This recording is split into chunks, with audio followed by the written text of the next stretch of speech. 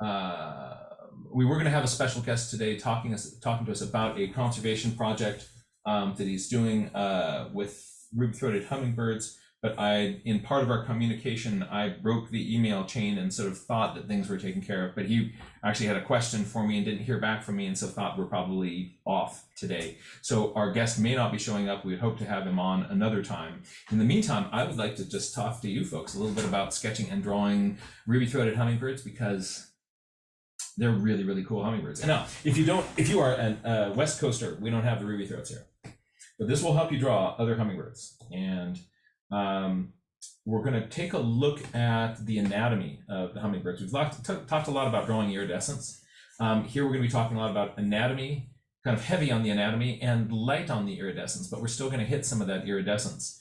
And I think you're going to find that it is useful for drawing any hummingbirds that you see.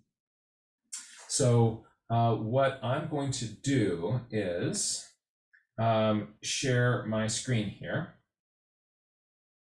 And we're gonna drop into this. I just sort of want to remind you that hummingbirds, they're small, they move, and if you have a hard time kind of getting a good look at them, a great thing to do is to set up a feeder, and then they will hang out for you and kind of hang out right. I've got this feeder about 1.5 meters away from me, and little Anna's hummingbirds regularly come in and slurp stuff up. That's a lot of fun, and that's a great way to be able to get closer looks at your hummingbird friends. Let's go to the share screen now. Let's see here. I'm going to share my desktop. And there I go. I am going to hide a couple of panels on my desktop. Hide. All right.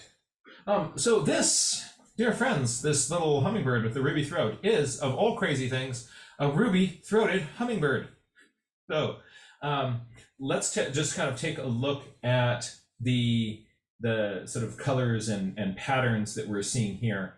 Again, whenever I'm looking at a hummingbird or any bird, what I do is I will start to say out loud the features that I see, and then I will hold on a second. I've got a sneeze somewhere hiding in my nose, and it's not going to happen. Okay.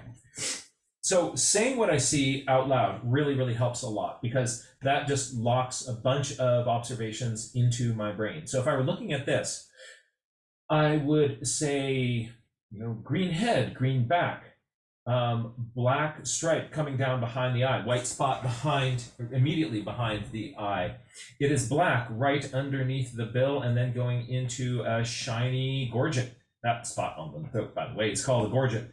The gorget is shading from kind of a orange with a dull kind of gray section through it, a little bit of green to orange to red. There's a light olivey green, yellowy olive green on the highlights on the body, and those are shading into a deep blue green. Black wings, black tail.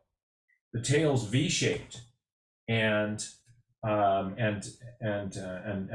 The wing is tucking underneath the tail. On the chest, there's a white area right below the throat, and then we're getting darker, sort of more dingy colors on the lower chest below that. So you see what I'm doing is, if I see something, I say something. I say what I see out loud, and then if the bird flies away, because I have said these things, these color patterns are going to stick in my head better than they otherwise would. Otherwise, the bird flies away and your brain will just go, oh my gosh, I don't really remember the patterns that I was seeing. But this idea of start with saying what you see out loud is really a powerful way to do it. Another thing you can do is, you can do what we call pet the bird. Take a look at this angle along the back of the bird right here. See that angle? Goes kind of going down from the head and then right here along the back. That angle right there will be your first line, and you're going to start your whole gesture sketch from that line.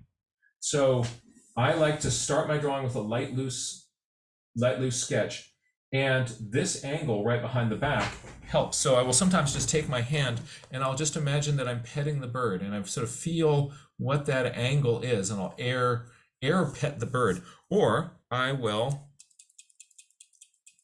take my pen or pencil and I'll just, in the air, I'll kind of draw that angle so that I'm kinesthetically feeling that slope of that first line. So that is, what you do when you first see the bird. And so that alone is a great leg up. So you're going to kind of, when a bird pops in front of you, you're going to know what to do. We're going to talk to it out loud. We're going to say what we see.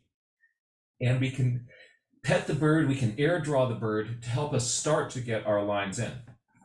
We're going to be returning to this picture and others in a moment.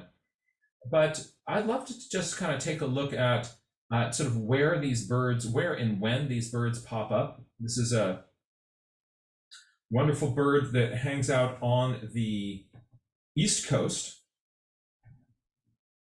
And in the wintertime, they are all down in Mexico and in Central America. So this is from Cornell Lab of Ornithology's eBird project.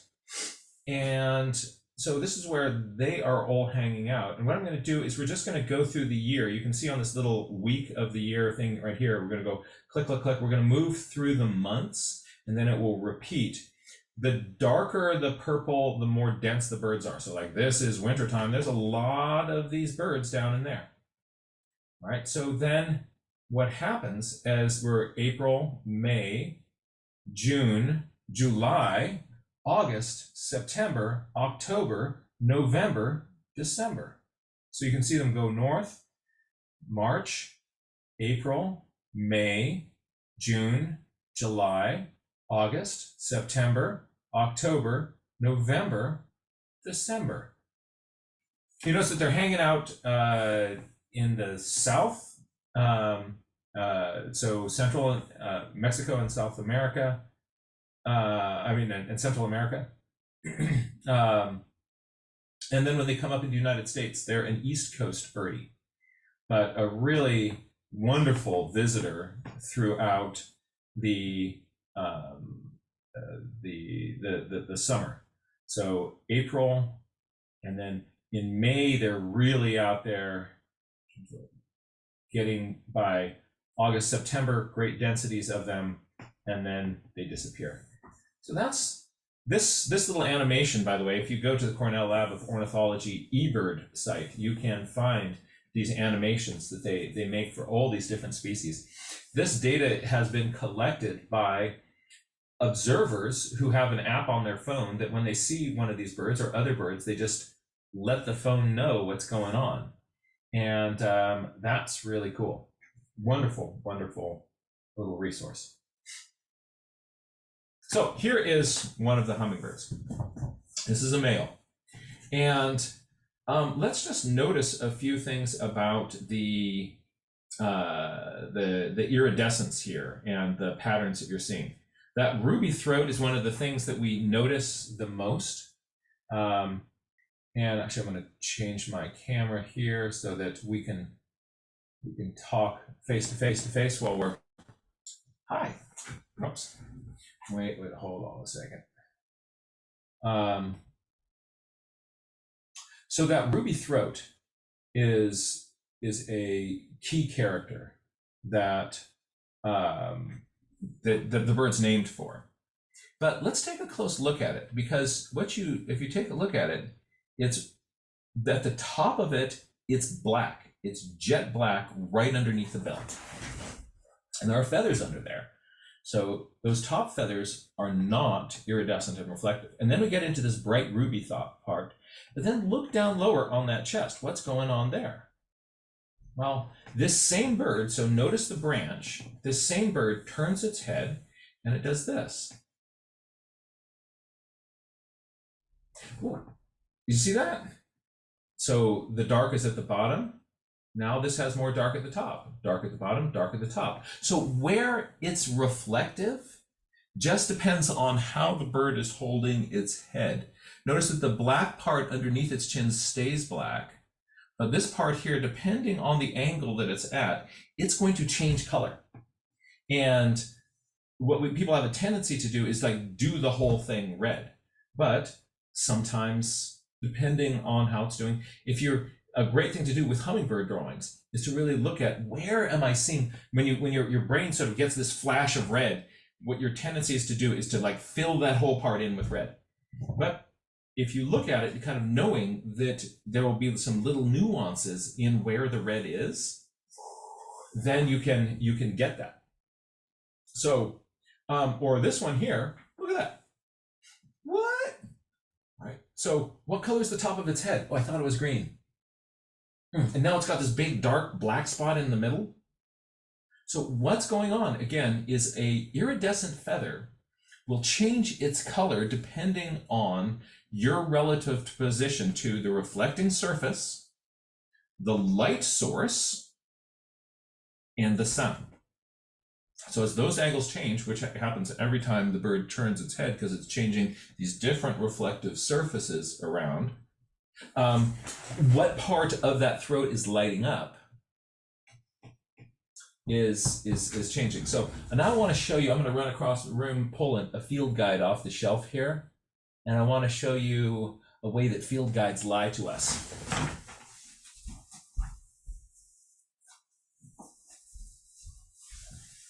Right, this John Muir Laws guy wrote this field guide about the Sierra Nevada. And what he and lots of these people who draw pictures and field guides tend to do is they will tend to draw all the iridescence in these side view poses with their full colors. And what they're doing is they're trying to say, like, when this reflects, it's going to look like this. But it's interesting, when the bird is in the side view pose, a lot of these colors, you don't see them. The only artist that I've seen kind of get it accurate, so this is kind of a space saver. They'll kind of draw, like, if it's kind of ever reflects bright red, I'm going to draw that bright red. The only artist who I've seen do that in their field guides who really shows you what you see is the boss, David Allen Sibley. Where when he's drawing his birds, look at this little, wrong angle. Here's his ruby-throated hummingbird, right? From the side, and what does he do? He's showing it as this black thing. And so I think that is, that's really instructive. Right, that what we can want to think of is drawing kind of, I like to kind of draw the bird that we see rather than the bird that's in my head. And this reflective stuff is really, really interesting. A great exercise to do, if you ever find I was out in a Mojave Desert and there was a hummingbird that was perching on these low shrubs out there as the sun was rising in the morning. I was out bird watching, and there was this hummingbird, and I walked around so that the sun was behind my back, and so I was looking straight on it, and I could see this bright red throat. It was facing the sun this morning, and then what I did is I started just to walk around the bird and just observe how from different angles the amount of red would change and how that bird looked as you went around the bird. And so that's a really fun thing that you can do with hummingbirds. So let's take a look at the anatomy of this bird, construct ourselves a hummingbird, and then we're going to think a little bit about then how should I want to add color on this? How do I go about adding this color? and showing what I'm seeing. Also, if you're are kind of thinking more field guide-ish and you just want to have a quick shorthand diagram that shows like, yeah, this has red here, but you're not as interested in this has red here when I'm standing here in this kind of light. There's nothing wrong with making the throat of this thing red, but I do just generally encourage people to just observe what you're observing, notice what you're noticing at that point, and that's what we record down on our nature journal page. But if you have the intention, again, intention is important. If your intention is just I want to kind of remember some of these things, like what birds have red where and exactly what's going on with the light from that angle isn't your objective, then there's nothing at all wrong with doing it sort of that field guide style where like, oh, that part's red, I'm going to draw it red, right? So I'm not belittling that. It's useful. Probably when I redo this illustration for the next edition of the field guide someday, I'll probably still handle it the same way, just because I'm saving space. But it's useful for us observers to know that that's not really what we're seeing. All right, let's draw this bird. All right, I'm going to go to this drawing because it's a very useful one that shows me the structure of this little birdie. So here's how I'm going to start. I'm going to start just by kind of lightly, loosely putting down the general angle of that bird's back. And see, I drew mine a little bit too steeply. I could change the angle of my book, or I'm going to just kind of redraw that. It's more like an angle like that. And then I'm going to put in a little ball, sort of said my head is up here, and my little bird friend is looking off in this direction. See, this is all just loose and scrappy. And then I like to look at what is the angle. What's the angle down here underneath its throat?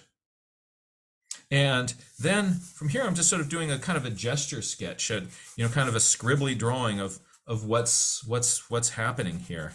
And so look at how my pencil is just sort of moving around loosely. I'm not going really tight drawing. It's just a loose drawing to generally get in the proportions of this.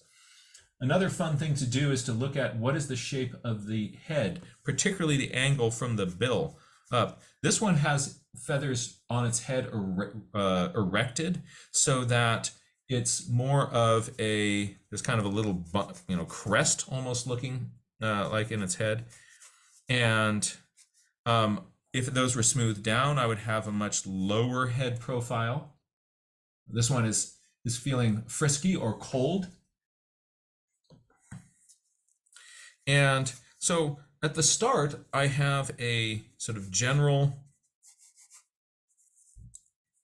loose gesture sketch. That started with getting the angle on the back, then I kind of rolled into its head and this little angle here. And from there, I was just kind of, you know, loosely sketching around in the back of it. There's enough room for me to have stuff on the back here. Yeah, that's going to work.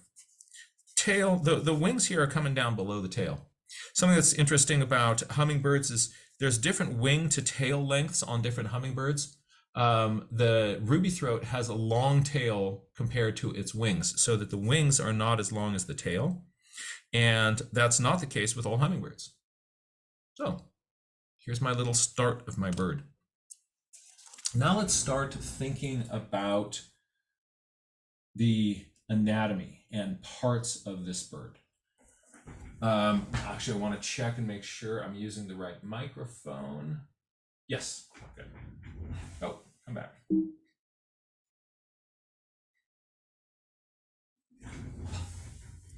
All right. So the bill length is going to change on different species of hummingbirds.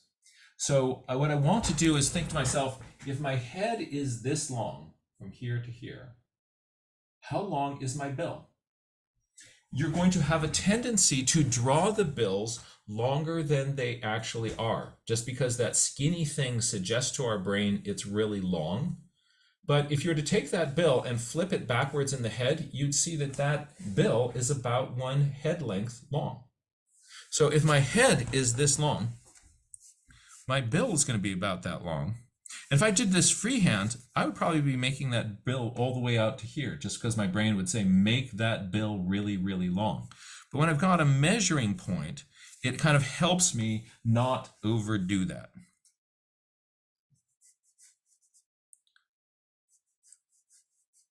So I have a little bill coming straight back. And I am on the, as that bill hits the head, we're getting into the feathers. Those feathers are swooping up on the head. And they are, if you look at them, they're well, feathered out. You're seeing, here's this feather. I'm going to draw the back edge of the next feather. So you've got a few feathers. The back edges of them are doing something like that.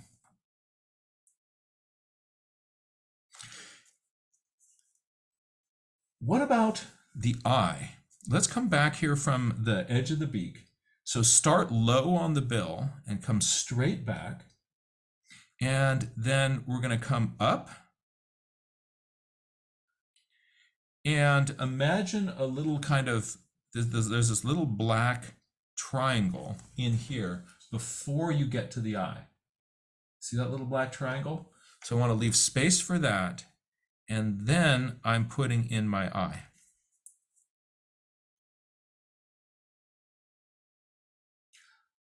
I want to get my eye to be the right size. I've made mine a little bit too small. I tend to make my eyes too big. So I'm just going to draw around the outside edge of this and make this a little bit larger.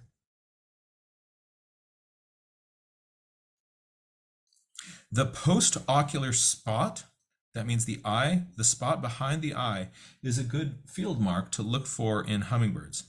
And so I'm just going to leave a little mark here to suggest where that goes. And now I'm going to put in the ear, the eye ring and the ear patch of the bird.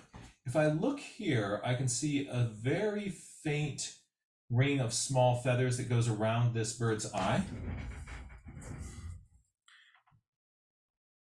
Vet, could you check and see if our guest is in the waiting room or is in the house?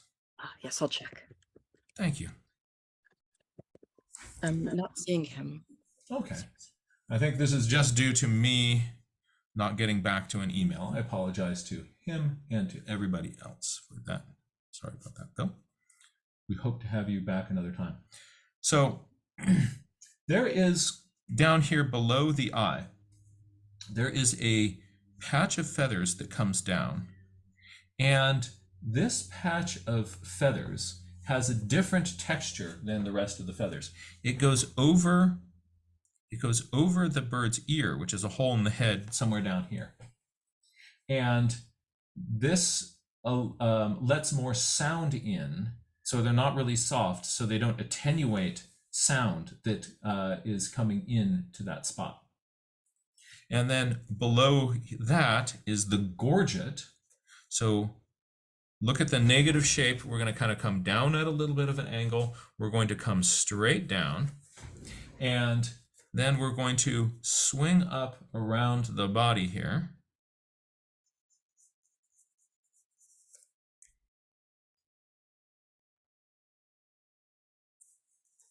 Maybe I'll make that a little bit lower, a little bit smaller than that. So roughly taking in that area. My bird has above its wing, there's a small little pad of feathers up in this area, which I see right in here, little pad of feathers. This is some of my scapular feathers are in here. These feathers right here are the front part of the wing, the median and lesser coverts, or the greater median and lesser coverts. So they've got coverts in here. These are secondary feathers. These are primary feathers. So for drawing this wing, what I want to do is I'm going to first just kind of get this curve of the front edge of the wing. This top part is going to be covered with little green feathers. Then I'm going to have a little zone of secondary feathers. And the rest will be primary feathers sticking all the way down here. Primary feathers are the long flight feathers on birds. And the back feathers are kind of fluffing over these. They're in this photograph there. This contour, this edge can have all sorts of variations in different birds that you're looking at, or the same bird as it kind of fluffs itself differently.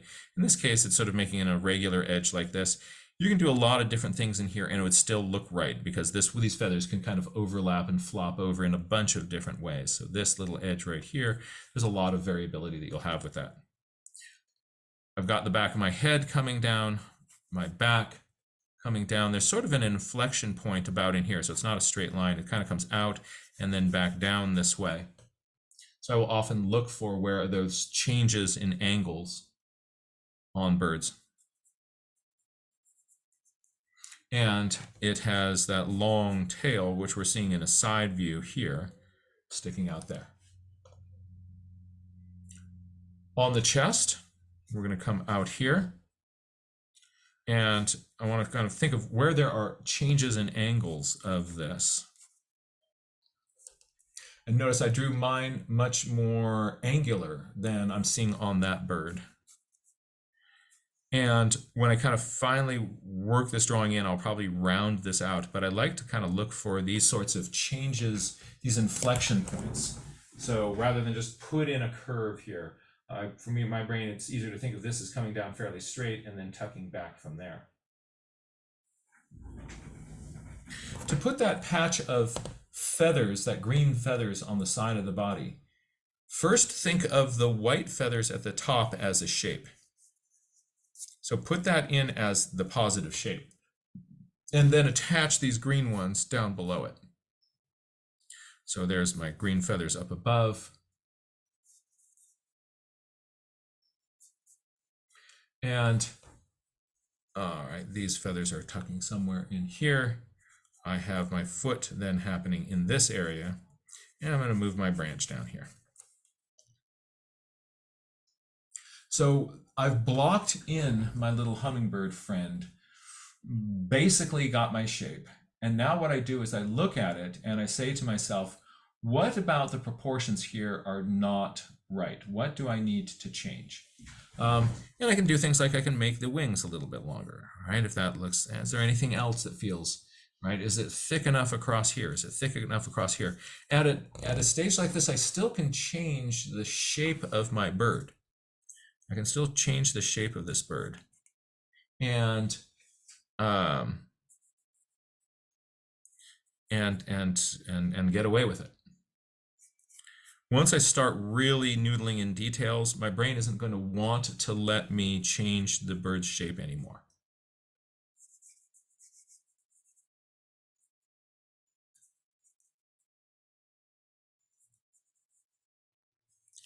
All right, here I'm going to actually make this green patch come here, kiss the branch, and then come back.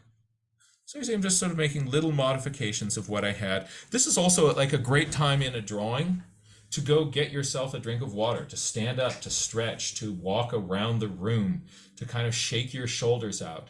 Then when you come back to it, you'll very often find like, oh, I need to make a little tweak here or a little tweak there. If I do it all in one sitting, it's hard for me to get enough emotional space from the drawing to be able to kind of see like, oh, I need to change that or change that over there. But if I were to just take a break right now, go get some exercise, walk, get up, move.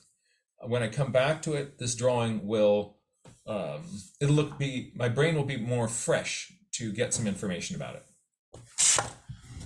I'm now going to refine this drawing a little bit and add in, hold on, where is my, oh, there was a zoom. Oh no, the zoom is down here. Zoom. Let's see if we can get a little bit closer to this bird. Oh, look at that. There he goes.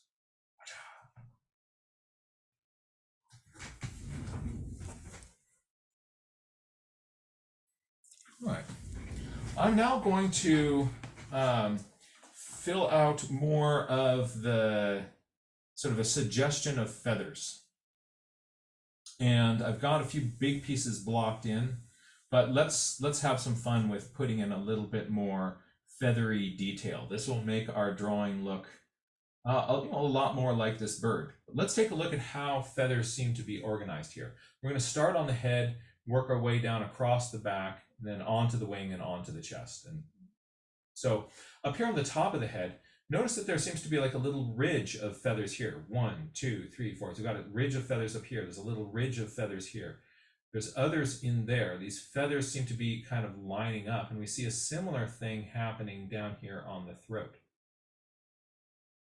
And so if I do this, say on the head, if I start kind of just drawing in a whole bunch of feathers that are overlapping each other, it's going to have this weird kind of pine cone look to it. And what I want to do is I want to suggest that there are these layers of overlapping feathers without drawing in the edges of all of those. So one way to think about that is I might have a darker shadow between some of these lines of feathers. For instance, right here, there's a darker shadow along the base of that. There's a darker shadow along the base of this. And then there's some little sub shadows kind of going up from that. So in my head here, I'm going to suggest that there is sort of these sort of feather rows.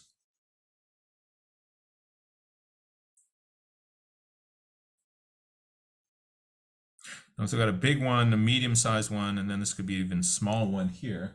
And these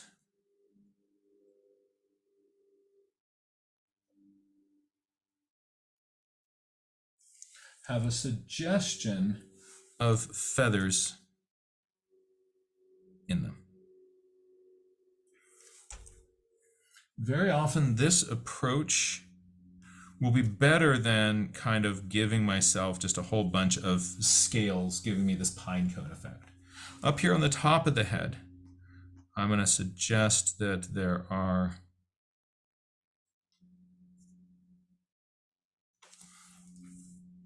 some big scales in there, but I haven't put a net over the entire head.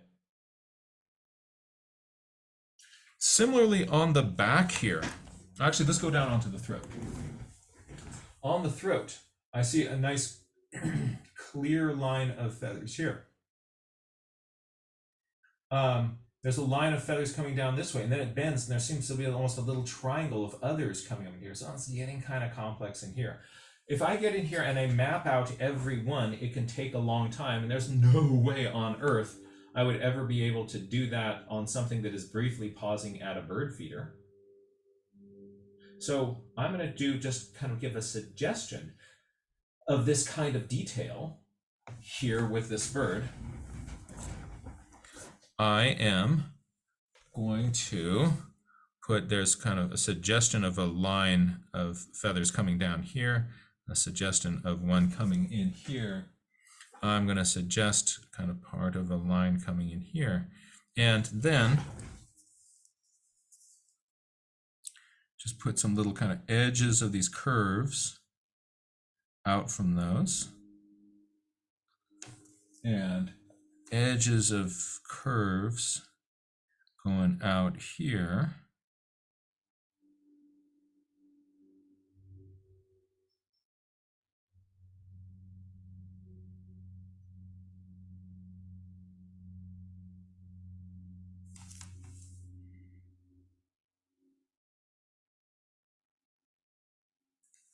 And maybe I want there to be a few little edges in there. So I find that that gives me sort of a suggestion of scaling without having to drop everything in. In here on the back, where am I seeing sort of big cracks? I'm seeing a kind of a big kind of crack in here. I'm seeing a kind of a crack in feathers in here. And then I'm going to give just a suggestion of that these are are kind of scaly things in there.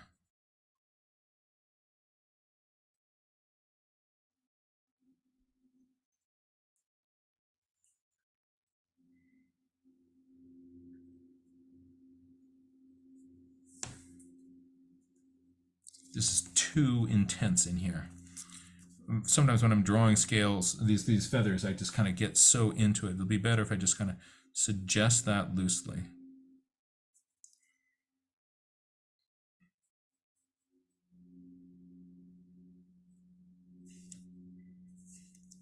That might be enough to suggest that there is some kind of feathery stuff happening up there on the back.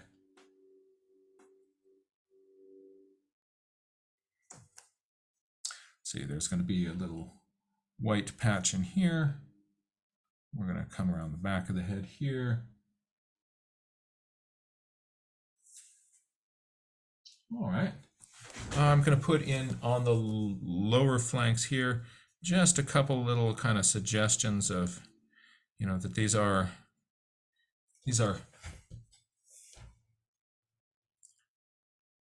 there's overlapping feathers in here. On the chest, I'm going to lightly suggest the same thing.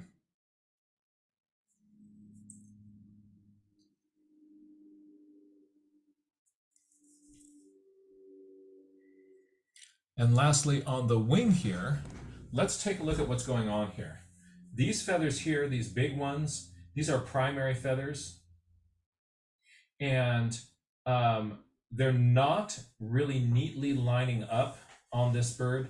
They're kind of in a irregularly shuffled pile here. These are the bottom ones coming up, and normally these ones would stack neatly on top of those. You're actually also seeing kind of an interesting thing here. The tip of this primary feather, you see how it has kind of a curve in it? That is a ruby-throated hummingbird thing. They've got these little primary feathers with a little bit of a scoop on them. A little bit of a scoop on them. You're only really going to see that in a photograph or a dead bird in your hand, or if you've got one out of a mist net. So these feathers are kind of lining up irregularly, and these are all primary feathers. This section in here are secondary feathers. They're shorter, really short compared to the primaries.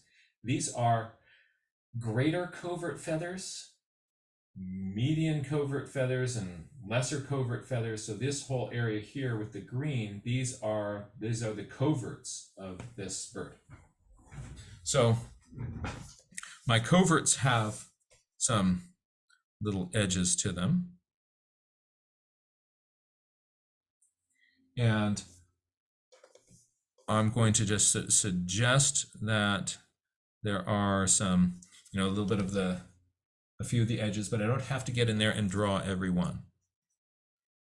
The secondaries are kind of coming down in a big row here. And I'm going to make the shadows on those a little bit lighter. And then my primaries in here are, these primaries are stacked up. There's smaller ones at the top. There are larger ones that kind of come in here. And in this case, there's like a big kind of gap here where there's sort of irregularly spaced, or this one might have even shed a feather out there. There's a large gap between, oh, no, there isn't. See this, they're coming down smaller, bigger, bigger, then the next one's a little bit bigger than that, then the next one's bigger than that. If this feather wasn't caught up sort of in this odd position on top of this other one, you'd see this one kind of neatly overlapping on top of this one. So I can either draw it the way I see it, or I can kind of draw it the way that I imagine it when they're all there together. You probably would have a hard time seeing this kind of detail, or at least I would, on a real bird at my feeder. So I'm going to have just a suggestion of that detail in my wing.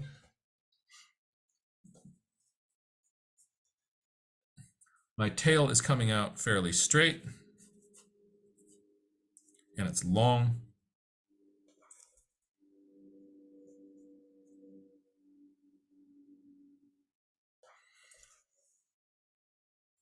And lastly, I'm going to draw my hummingbird's back claw coming down here and swinging around here, around the back side of this branch.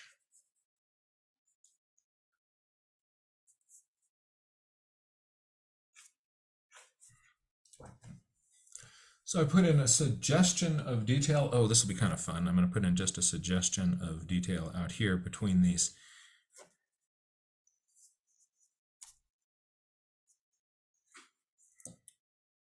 And that is looking pretty hummingbirdy.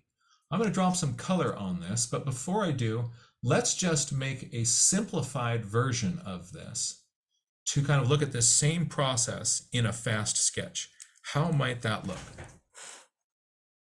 Actually, I'm going to pull it down here. All right. So if I were making a fast sketch of this, I might start the same way, just sort of saying like, hey, I've got my birdie's kind of looking out like this, and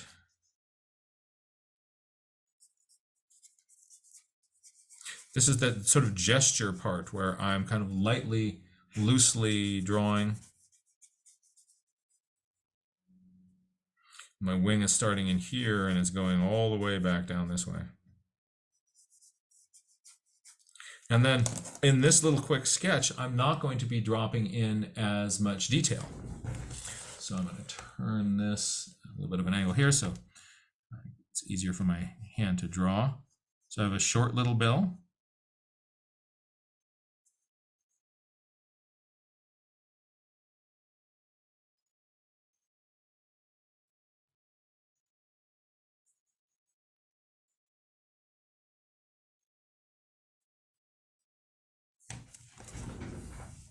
I have my hummingbird back. I have my hummingbird tummy.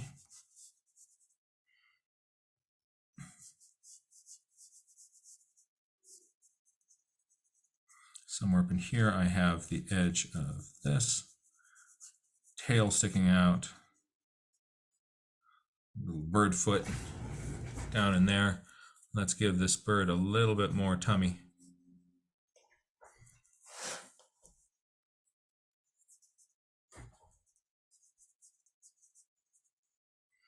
And then what I might do is, in a fast sketch like this, is just kind of go like, this is really dark. This is fairly dark. This is a little bit lighter. This is medium. This is pretty dark. And this is medium.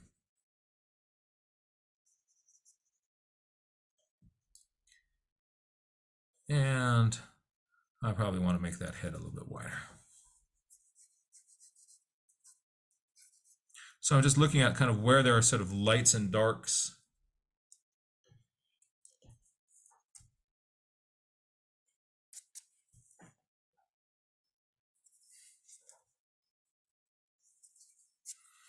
So I'm just kind of looking, I want there to be a punch of light back here. I want there to be a punch of light right there. I want there to be a punch of dark here.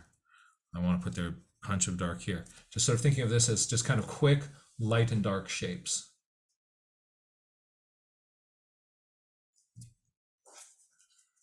Now, let's go back to this little character. I just want to do another quick check to see if our guest is in the house. I'll check one more time. Thank you. I am not seeing him. Just to double check, I'll go into gallery view just to see if anybody's waving at me. Okay. And again, I think that that's entirely my fault for not responding to an email. I apologize to the community about that, as well as to Bill Hillard. No Now, worries. No worries. Perhaps another time. Now we're going to make this iridescent. So what are the secrets of iridescent? I want bright colors blending together. And where I'm not getting my colors, I want to turn it off and have it be black. I want the green that is up here on the, so this head is going to be fairly dull and dingy. There's going to be a little hint of color happening in here. But across here, I'm going to get this blend of colors.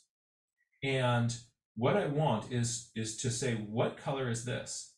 It is a bright yellow olivey green, a bright yellow olive green.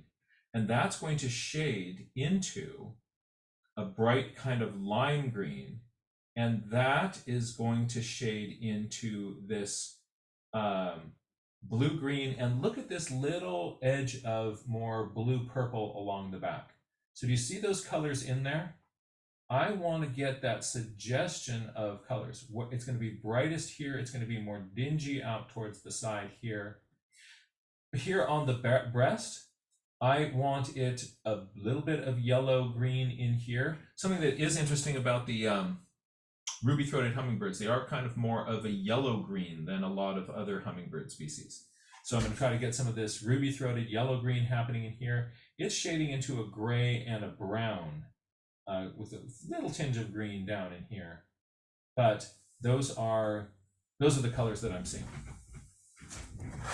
And so what I'm going to do is because I'm working on toned paper here, I'm going to use a little bit of gouache.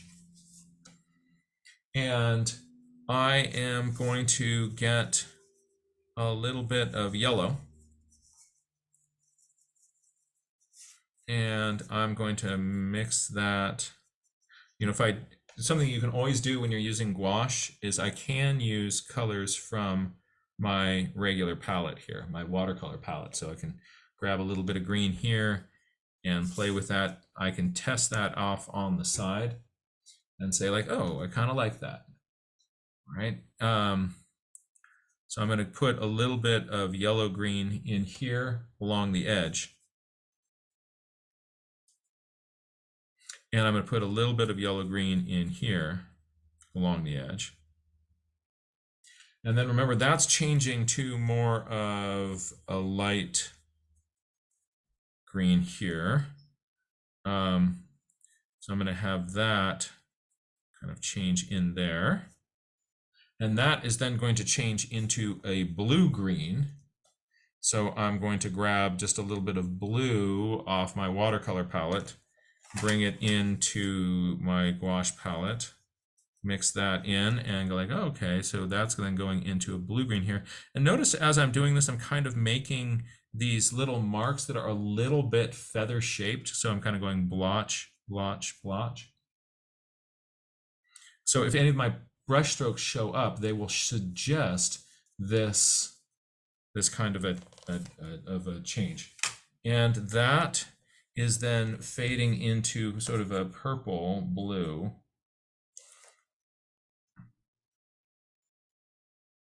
Right along the back. And on the front side, we're going from this yellow green to there's a hint of other green down in here, but there's a lot of just sort of dingy gray. So I'm going to just get some watercolor now and get some dingy gray brown.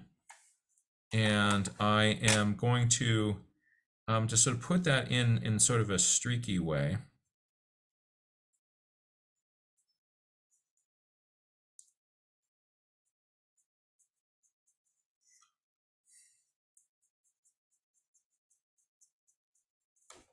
Now I'm going to get rid of a little bit of the paint on my brush so that it's mostly empty. Just bring a little bit of that dingy color into there, a little bit more. So I have this sort of dingy zone that kind of fades into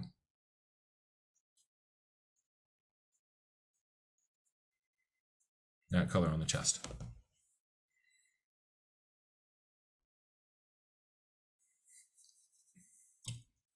It's interesting, in this area here in my bird, I actually see a little bit of copper color.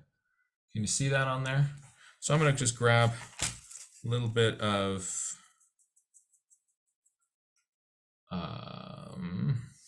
test this off on the side. Yep, that'll work. I'm going to bring a little bit of copper color into a few parts in here.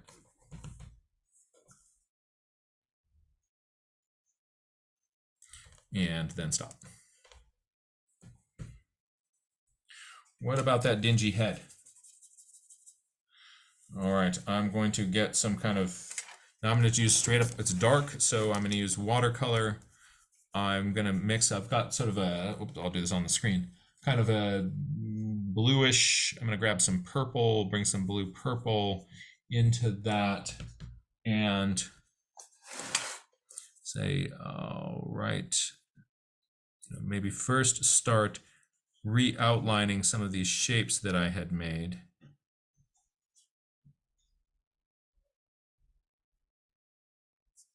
Because when I put more of a wash over it, those pencil lines will just totally evaporate. So I might reinforce, again, some of these little pencil strokes.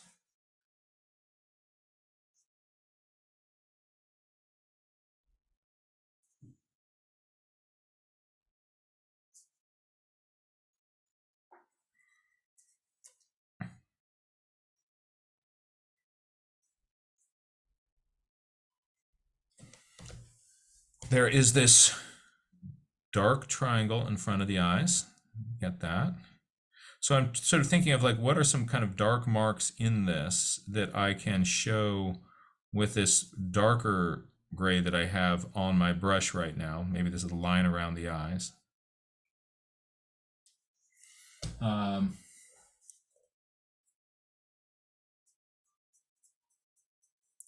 This little dark bit here, there's that bottom of the bill that is always black.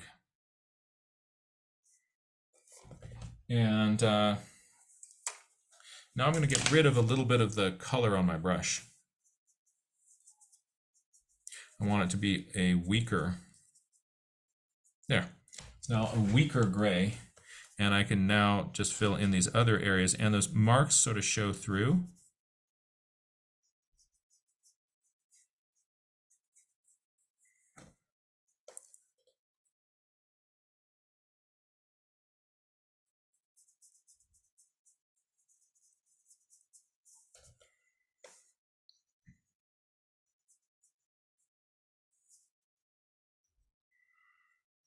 Because I've got some gouache paint, I can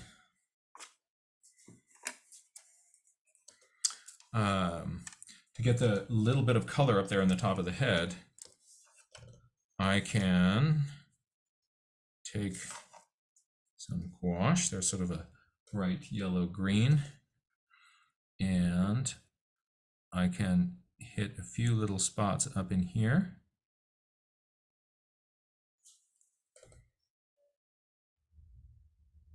And that is then fading into that blue, purple green, again, that blue green, and around the back. And then I'm going to put just sort of a neutral kind of dark between those.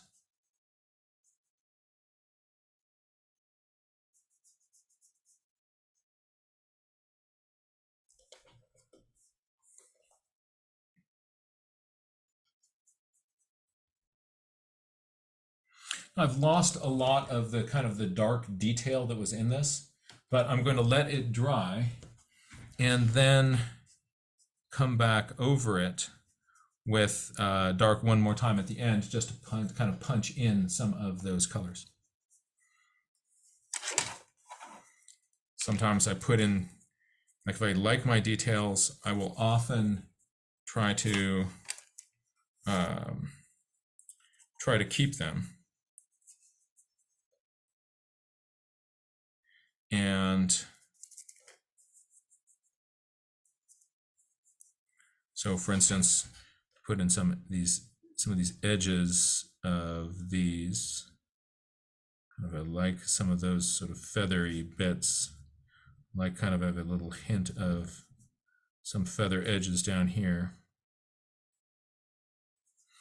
And then once that's dry, I will just go. I can go over it and always get darker and put back in.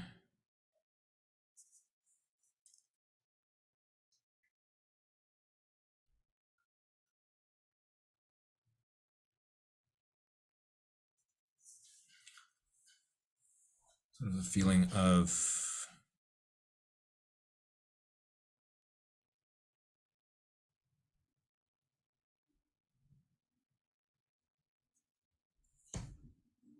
I've totally lost that white spot, but again, I've got gouache and a gel pen, which can take care of that for me.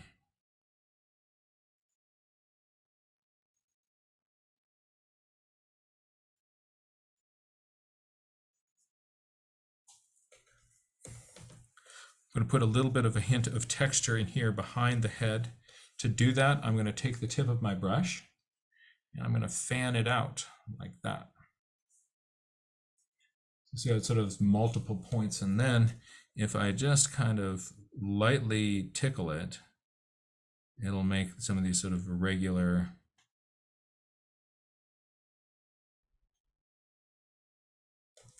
marks, sort of suggesting a little bit of texture back there. And I can do the same in the front of the head. I'm going to flick some of these up.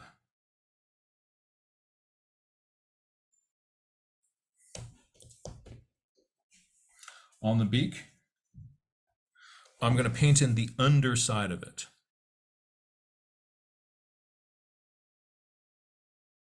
Dark.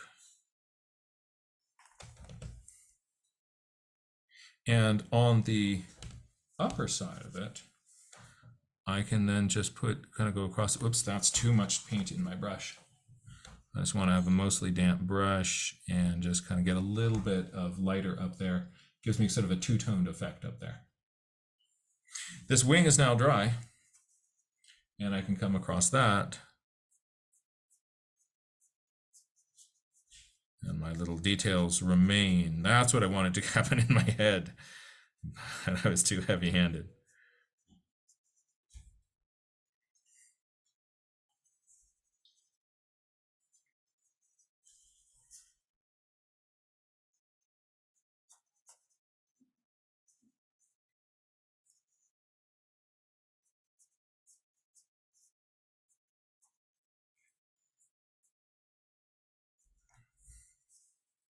Final little bit in here is that I have white paint or a white gel pen, and I can use that to pop some of these areas here.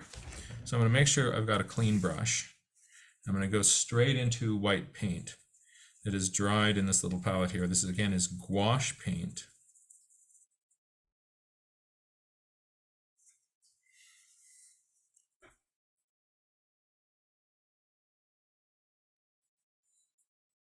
When I first put it on, it will feel pretty bright, and then as it dries, it's going to get more pale.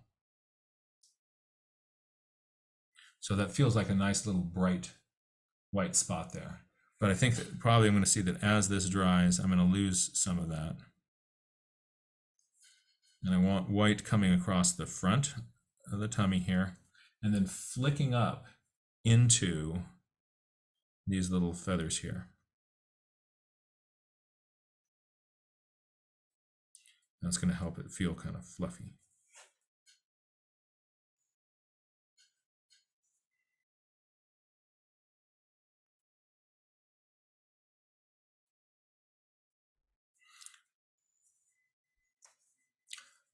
I'm going to put some white fluff down here.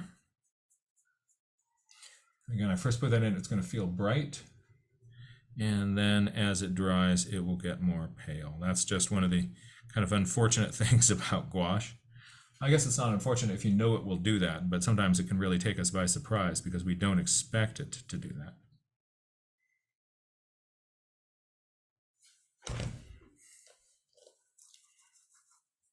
I'm seeing a hint of some reds in that throat right there on the front.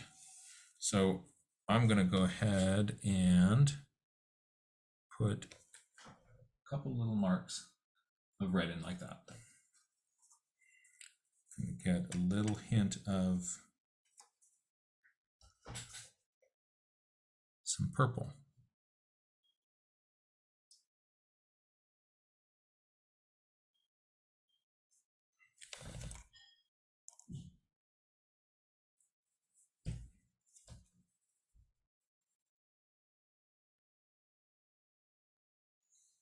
Lastly, I'm going to try to make some of the back edge of this a little bit more dull. I'm going to get some brown paint.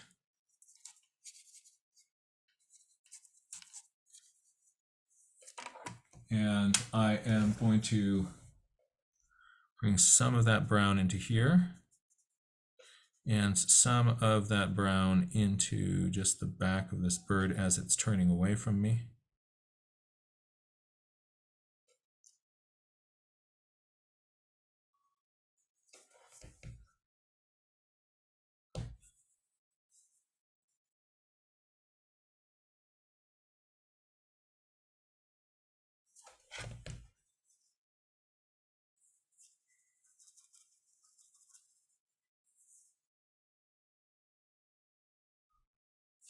I should probably stop here, but at the risk of overworking it, I'm going to get a little bit of white paint, test how white here. Okay. And maybe just try to kiss the edges of a few of these scales.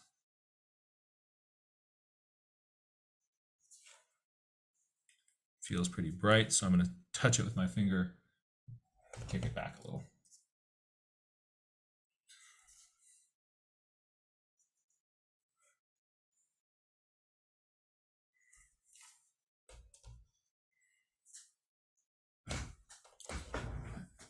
There is a little iridescent ruby-throated hummingbird with no ruby in the throat from the side.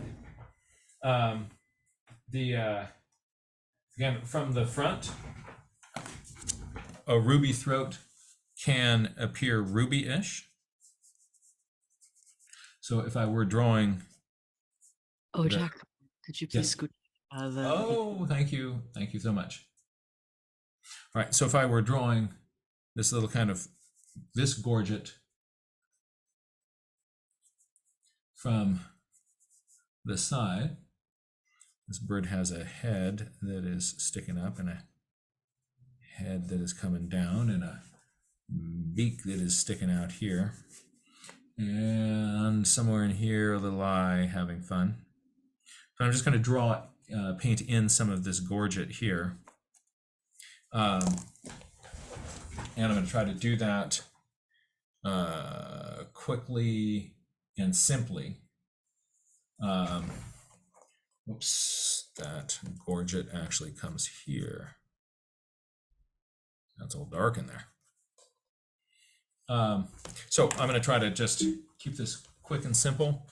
I am going to put in a little bit of orange in here, in the middle. And then around the edges of that, it's going to get red. And around the edges of this, it's going to get red. And then I'm going to clean my brush and soften that edge between them. Oh, that didn't work.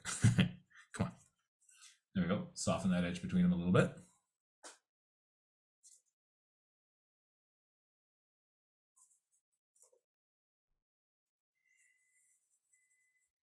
And then this has this brownish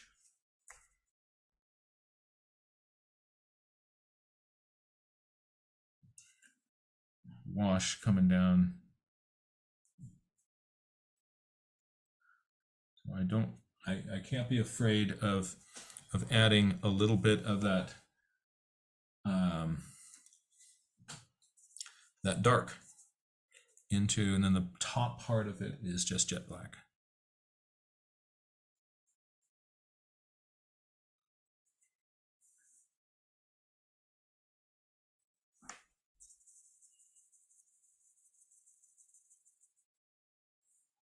And once that's dry, now I'm going to hit it with my hairdryer.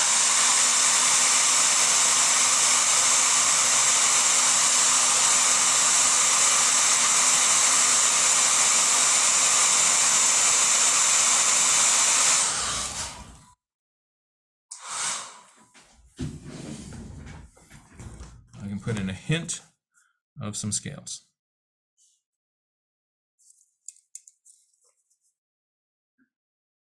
Oh, it's not totally dry. Oh, it's, yeah, I have to wait till it's even drier. Otherwise, I just, on wet paper, if I start to draw on it, it just embosses the paper, scratches at the paper.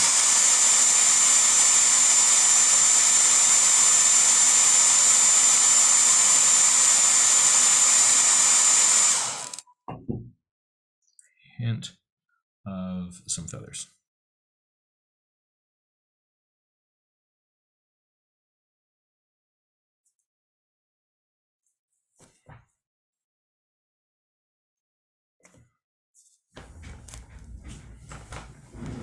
The female doesn't have the red, but here you see this sort of really nice, again, that bright, more sort of lemon yellow, a more bright yellowy green on the ruby-throateds. Also, the female has this lovely white tips on the bottom of her tail. So her tail has these white tips. This one's wings are nicely folded up and they're tucked up underneath that tail. So perhaps as a final thing, let's just do a quick gesture sketch of her posture and then call it a wrap for now. By doing a kind of a gesture sketch for her, I would kind of get that she's much more of a vertical bird. And she's got a head in here and she's looking fairly straight. And her throat is coming back at this kind of an angle. And then I'm just going to gesture sketch over that. And I'll show you kind of something that will help me a lot with this gesture sketch is on her back here, I'm going to imagine the center line of her back. I'm going to draw in that center line of her back. And then on this side, I have a little bit more back. Down the tail. And on this side, I have a lot more. And that kind of helps me orient myself down that back. And now my wing starts somewhere in here and it's tucking underneath my tail.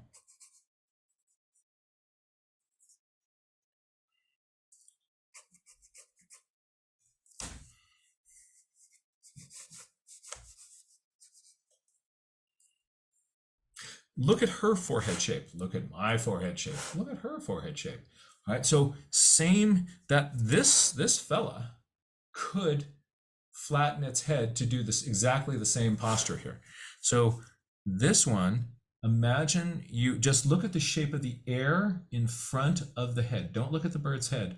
Look at the shape of the green background there and kind of how that kind of is just going to scoop up, and that angle maybe needs to come down a little bit more.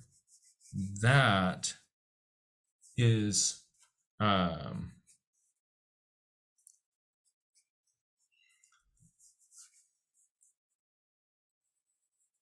that's going to help me be able to get that angle. Looking at this negative shape here, I love negative shapes. I love negative shapes. They really kind of get me looking at the shape of my bird.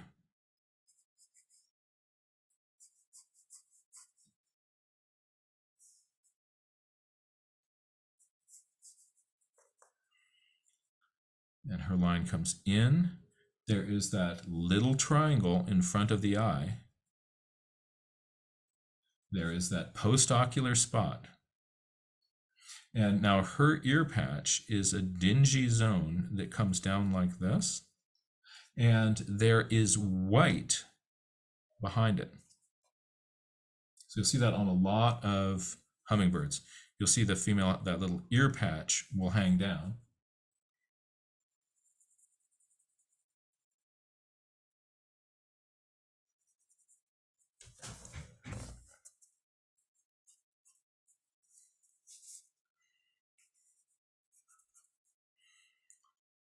For my wing, I'm just going to think of it kind of a simple shape.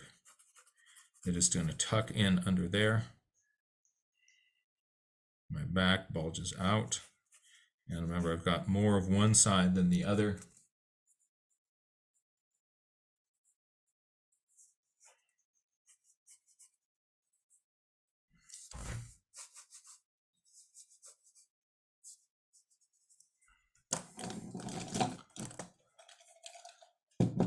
So on her, I have that lovely postocular spot.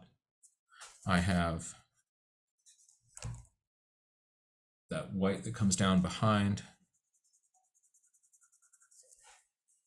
pale throat, white tummy, white tail tip.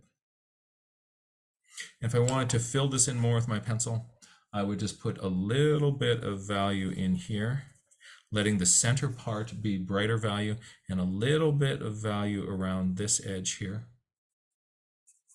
Letting there be an area in the center here, just the color of the paper coming down. Give her a darker eye.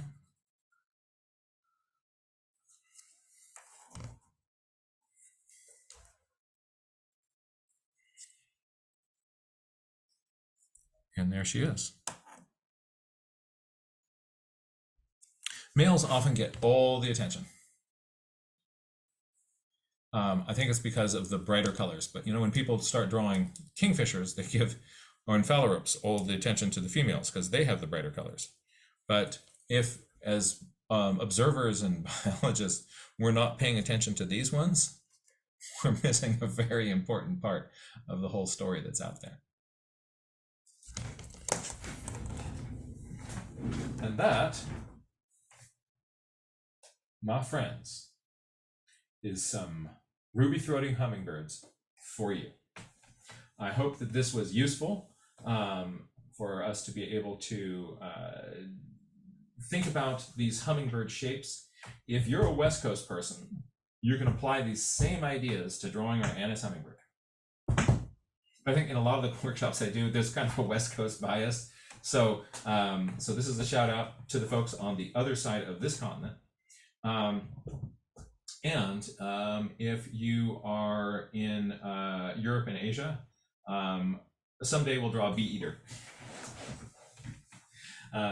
So as not a bee eater, a sunbird that has a very similar ecological niche, but just doesn't hover. Lots of fun. Shout out to Marley Pfeiffer, hanging out down in the cloud forest, finding lots of hummers and other great things down there in the center of biodiversity. I hope you're doing well. We are really appreciating following all of your adventures that you're sharing with us.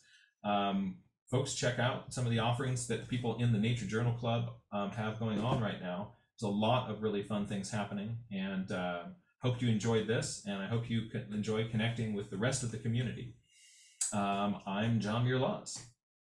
Let's go to our community forum here and see if anybody has any thoughts or comments specifically about the hummingbirds and the ruby throats.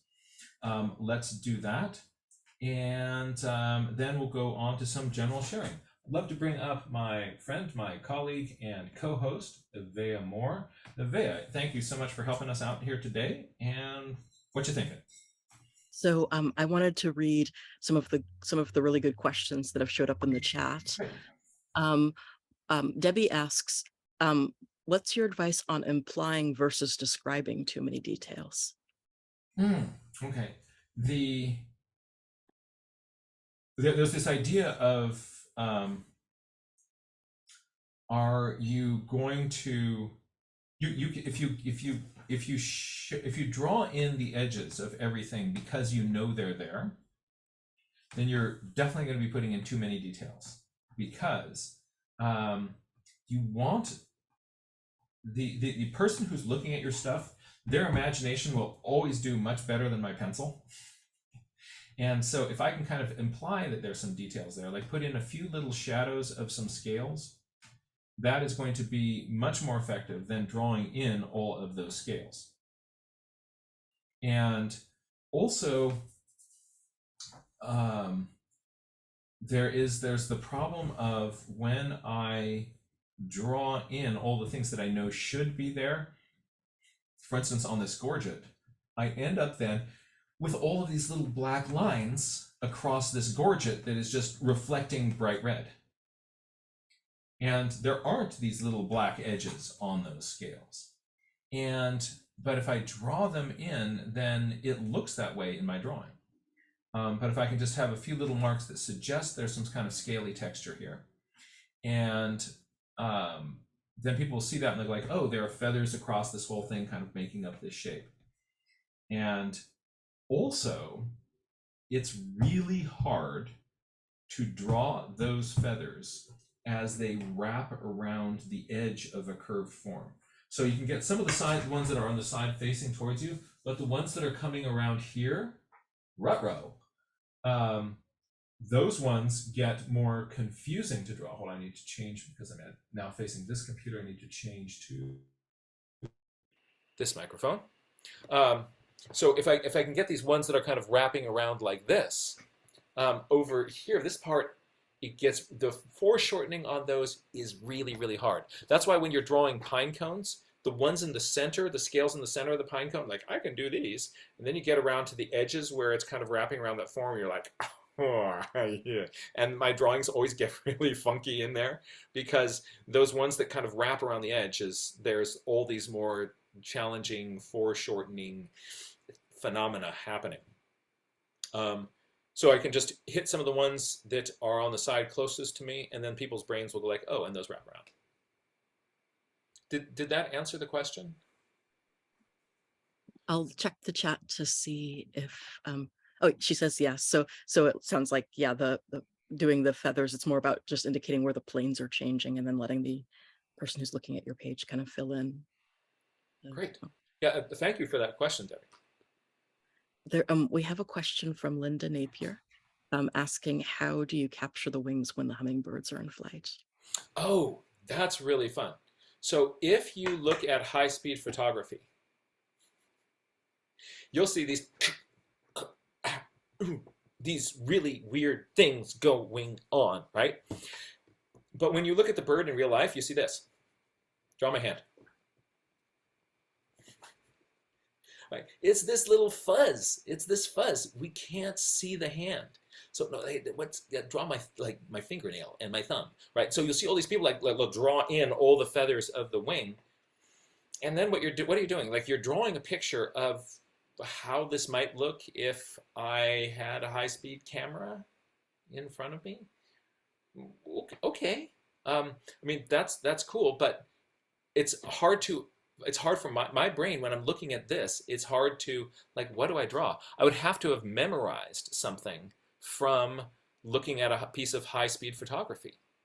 But you notice there's a little bit more definition at the top and the bottom here. So Lewis has pointed out that on the bottom here, this surface, and up here, this surface, there's a little bit more definition there. Right, you see that? And then there's this kind of blur zone, and especially there's this wedge in the middle that is super blurry. It's a little bit more defined here, a little bit more defined here. So let's, I'm going to change my camera again.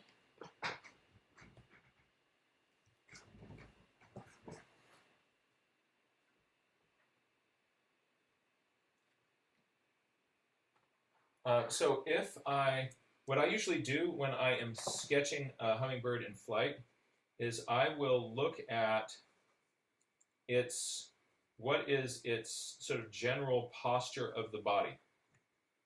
And then they'll have their little tail that will often be going, boom, boom. Sometimes they'll take their tail, stick it down. Sometimes, boom, the tail will be kind of sticking out like this. And so I'll pick one of these modes, or I can say that, I can just sort of indicate that it is flicking its tail back and forth between these two.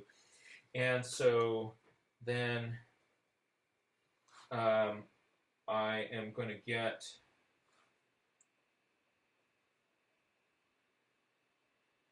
this here's my little hummingbird body without wings, right?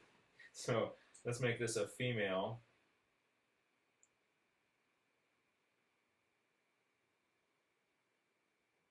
And you often get a little bit more neck in these postures like this.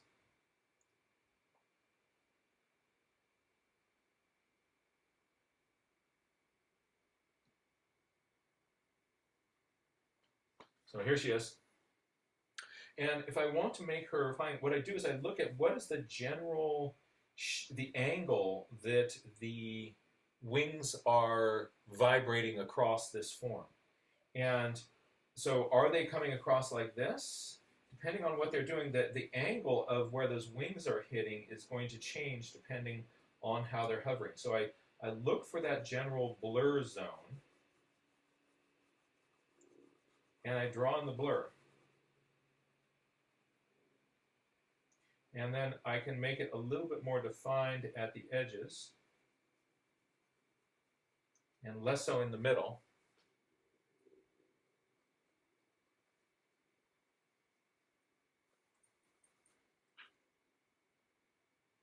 And I just took my finger and smudged it.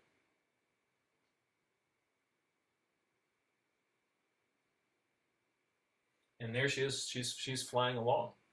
And so I'm not pretending that I have some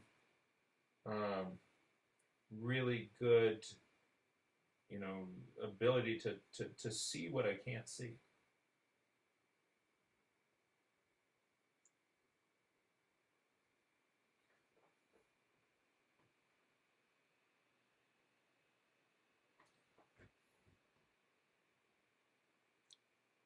I put my colored pencil in at the end because colored pencil doesn't, it would kind of affect the way that things smudge and smear.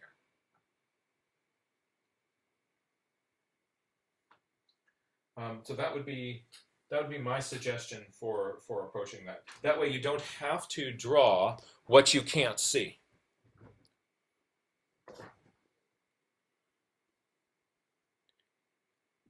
Hope that was helpful.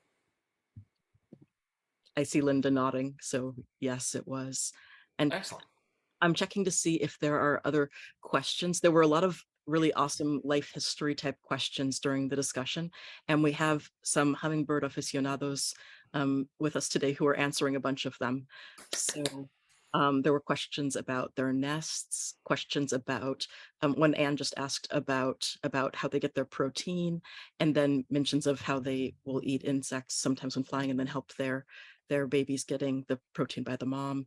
There were questions about where to find the nests, what the shape of the nests are, some awesome stories about that they'll just go for just about anywhere in their territory, that they'll use spider webs to help find their nests, that their nests are super duper small, dime sized, I'm told, like incredibly tiny. Yeah, so the nest is like this big. Oh, wow. There'll be several eggs in there, and so they're super, these tight little things. You're right, they're wrapped up with spider web.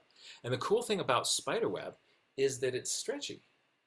So it's this tiny little nest, and then the little nestlings kind of start growing, and they are just little piglets. They're like, when the parent comes up, they're just like, all right, and the parent like dives there. They do the sword swallowing thing where the adult is like jamming their beak down the throat of the little hummingbird and dropping off as much nectar as it can, and then heading out to do it again. And they grow fast.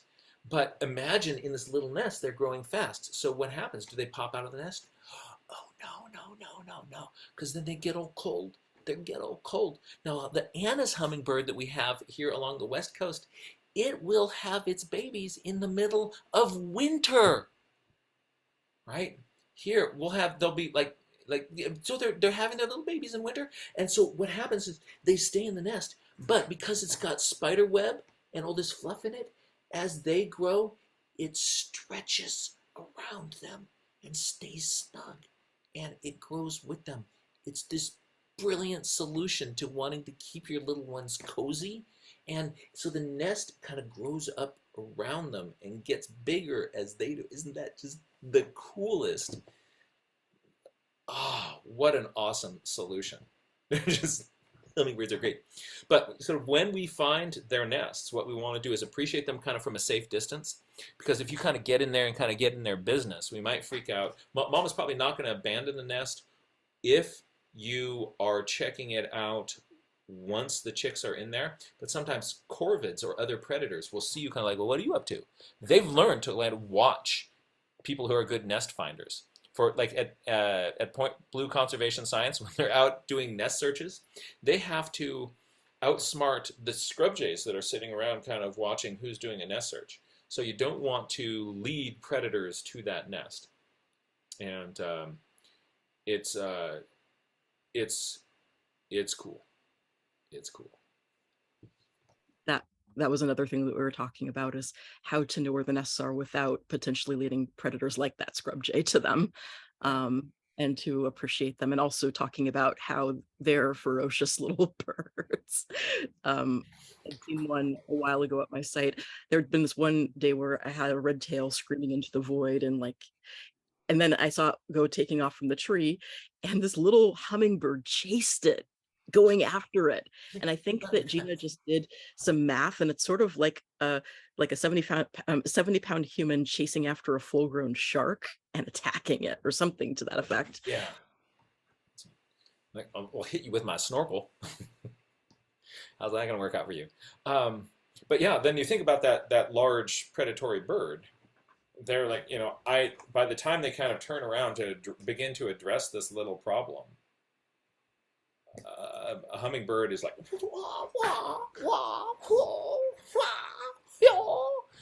yeah, it's pretty cool. Have you ever noticed that they sound like lightsabers when they fly? Yeah, that's right.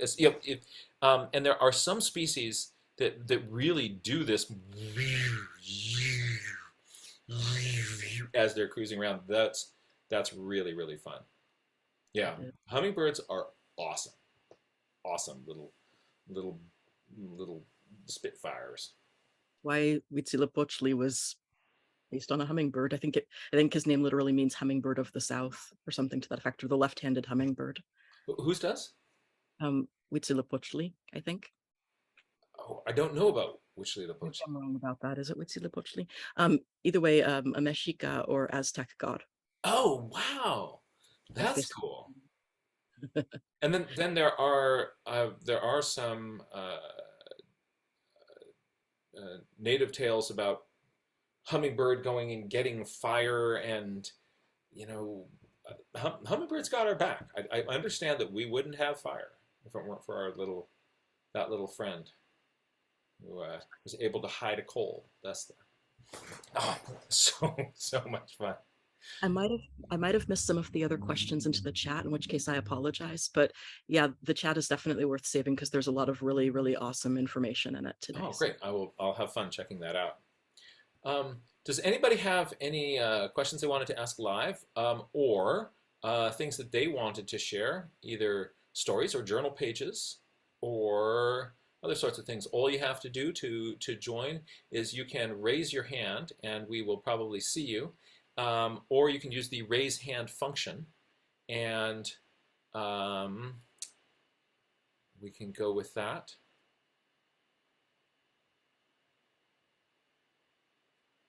Oh, let's bring in the mad botanist. You've got a. Let's see your hammer here. Oh, I'm going to get rid of my screen so that we can make this bigger. Back again. Sorry. Oh. I just really, really love hummingbirds. So this was one I was trying to add to my pride birds, because I'm doing a thing called pride birds. And so this one, I think it was called like what was it called? A violet. Well, let me hold on. I think I wrote it down over here. La la la. It's gonna be a violet saberwing. It's Ooh. not done yet, but it's gonna go as my last bird here. Haha. Drawing it first, that I don't do something silly. And then I was trying to look through this one book I have, which now of course I can't find it, and it's probably right next to here somewhere. I was trying to draw a hummingbird before class, and then now I'm drawing your hummingbirds. So I'm trying to draw all of the purple hummingbirds just for fun, because it's super duper fun to get to go through and look at the iridescence on it.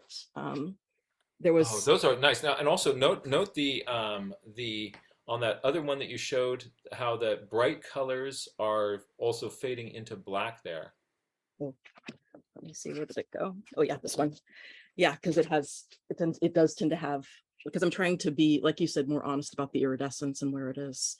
And plus, I think you'd said it before in a particular duck workshop, that having the black next to that iridescence makes it pop so much. Yes, that's right. Very often you'll see that. So you've got bright colors blending into each other and then going to that dark, dark, dark, and that makes a huge difference in making that look iridescent. Those birds looked really iridescent. That was really cool. And oh, this is neat, where you're looking at kind of these unexpected beak angles. Mhm. I've been trying to draw this one bird this one day, and because I couldn't, I decided to just try drawing it over and over and over again. Um, and then like little ones, I'm gonna have to do a lot more posture studies until I could finally draw the one I wanted. So Ah, wonderful, wonderful, wonderful. Yeah, this is really exciting. I love those bright colors coming out on that gorget there. And also that angle of the beak. It is so hard to draw these long-beaked birds from a foreshortened angle because our brain doesn't want us to make that beak foreshortened to a short shape, right? yeah, it is Um, really hard to so, draw. oh, look at everybody, look at the slight little area of light value above the beak. See that? That I think is a key. Yeah, just cover that up with your finger and notice without that, maybe bring your, without that, then the beak kind of just looks sort of stuck in here. But then we move the finger away. That little bit of light hitting that surface that turns does so much to attach this beak to our head and to turn the form right there in that spot. That's really cool. Thank you. Thanks for letting me share. Thank you. Thank you, thank you, thank you. That's cool. Um, so let's join Gina and Mm, sorry to interrupt again. I actually saw that Lois's hand is up oh, first. that's right. But Lois, your hand, I can't really see it easily because it is the same color as the background on your screen. So we'll go to Lois.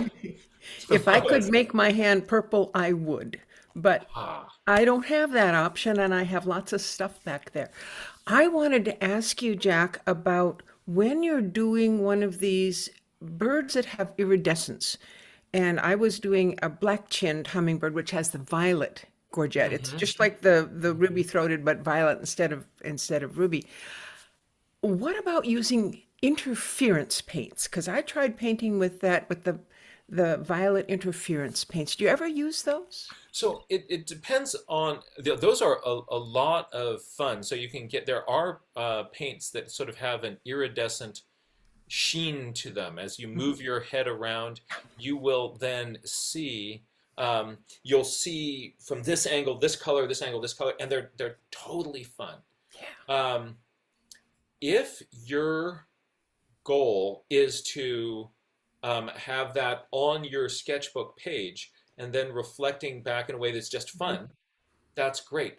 If your goal is, though, to make a copy of that, let's say put it in a scanner or share it in a Yeah, photograph, that doesn't work. it doesn't work anymore because now the angle is gone Hmm. and it doesn't look iridescent. But with those paints, you can do this, and the original then is sparkling back with all these fun colors.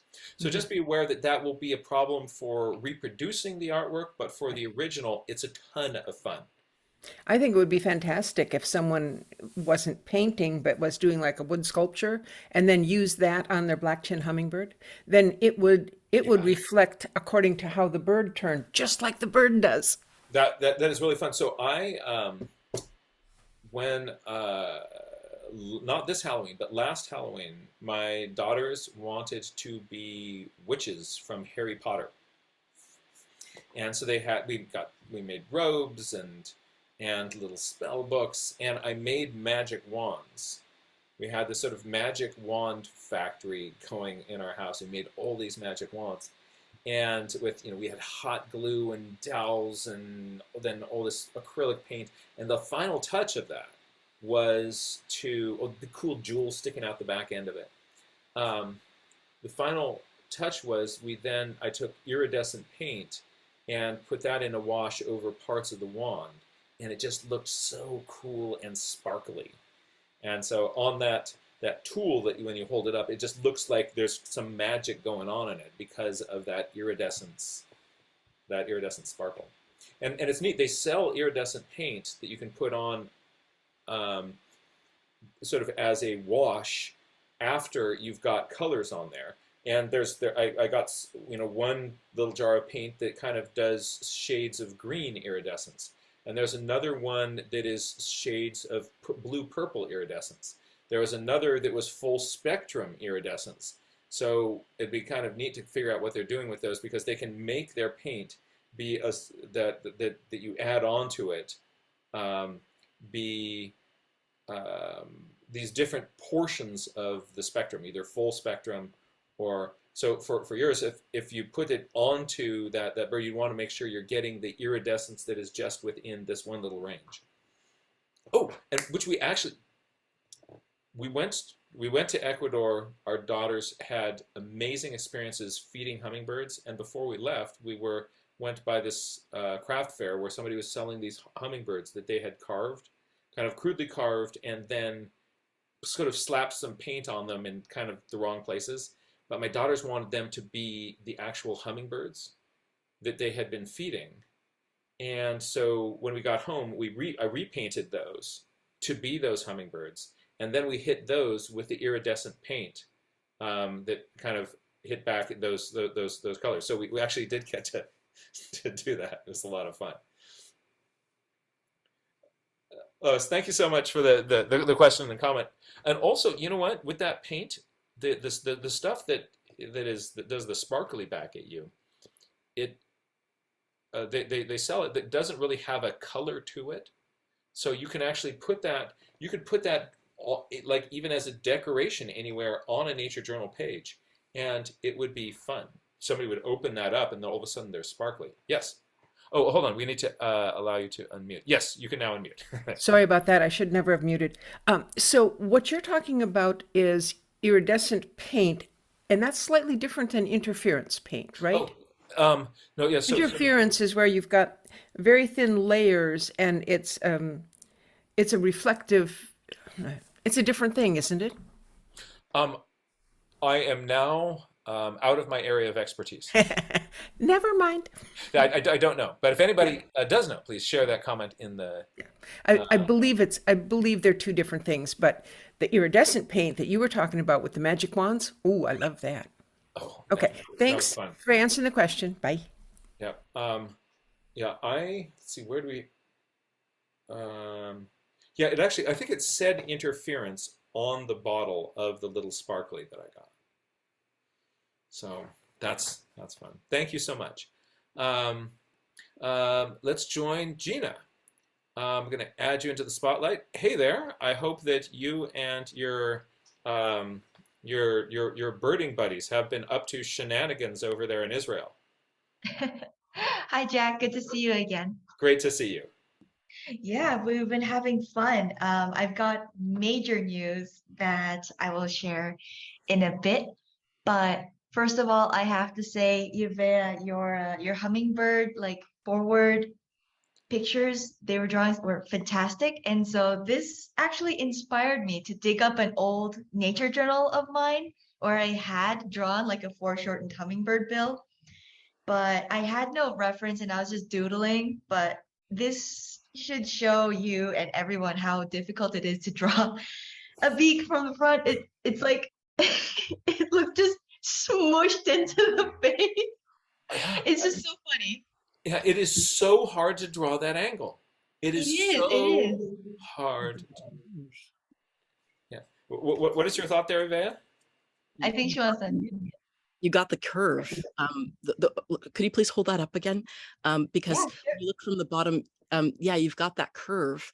Like it's sometimes it's hard to visualize exactly what the underside of the beak looks like, but you got the curve of the underside of the beak. Thank you, but like I drew it, and it's just it's funny to me. Like every time I see it, it just looks like somebody just pushed it in a bit like a button. Yeah, and I have such a hard time when I'm drawing those things at the 3/4 view angle, because I could have that beak then kind of going at any different little angle here, but it has to be going just the right way, and that's hard. That is it is really hard. We should too. At some point ago, we did these sort of drawing birds in 3/4 view workshops. Mhm. Should we do another? Always. sorry, I'm gonna share one thing and then I'm gonna stop because it's Gina's turn. But if you try practicing what Jack does, where he blocks in the circles and then he does the planes of the sphere, it's a thing that we've seen him do in other bird workshops. That and then how you have the planes this way and then this way. Then from there you can sort of do a line going out and then sort of figure out if that looks right. But Oh. recommendation, because that's how I practiced, is using techniques that Jack taught us. So Yeah. So that's right. So if you imagine a line going all the way around the head and all the way around the head this way and this way, right? So not just a cross in the front of the head, but it goes all the way around. What you do is if you put a dowel through that, it's going to go through where they cross in the front and in the back. Mm-hmm. So you could then, in your visualization, I will sometimes have. That's just great. Thank you for reminding of this, Avea.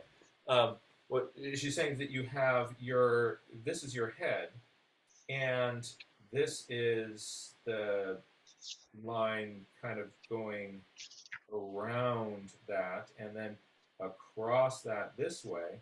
That is also crossing back there behind your field of view, right?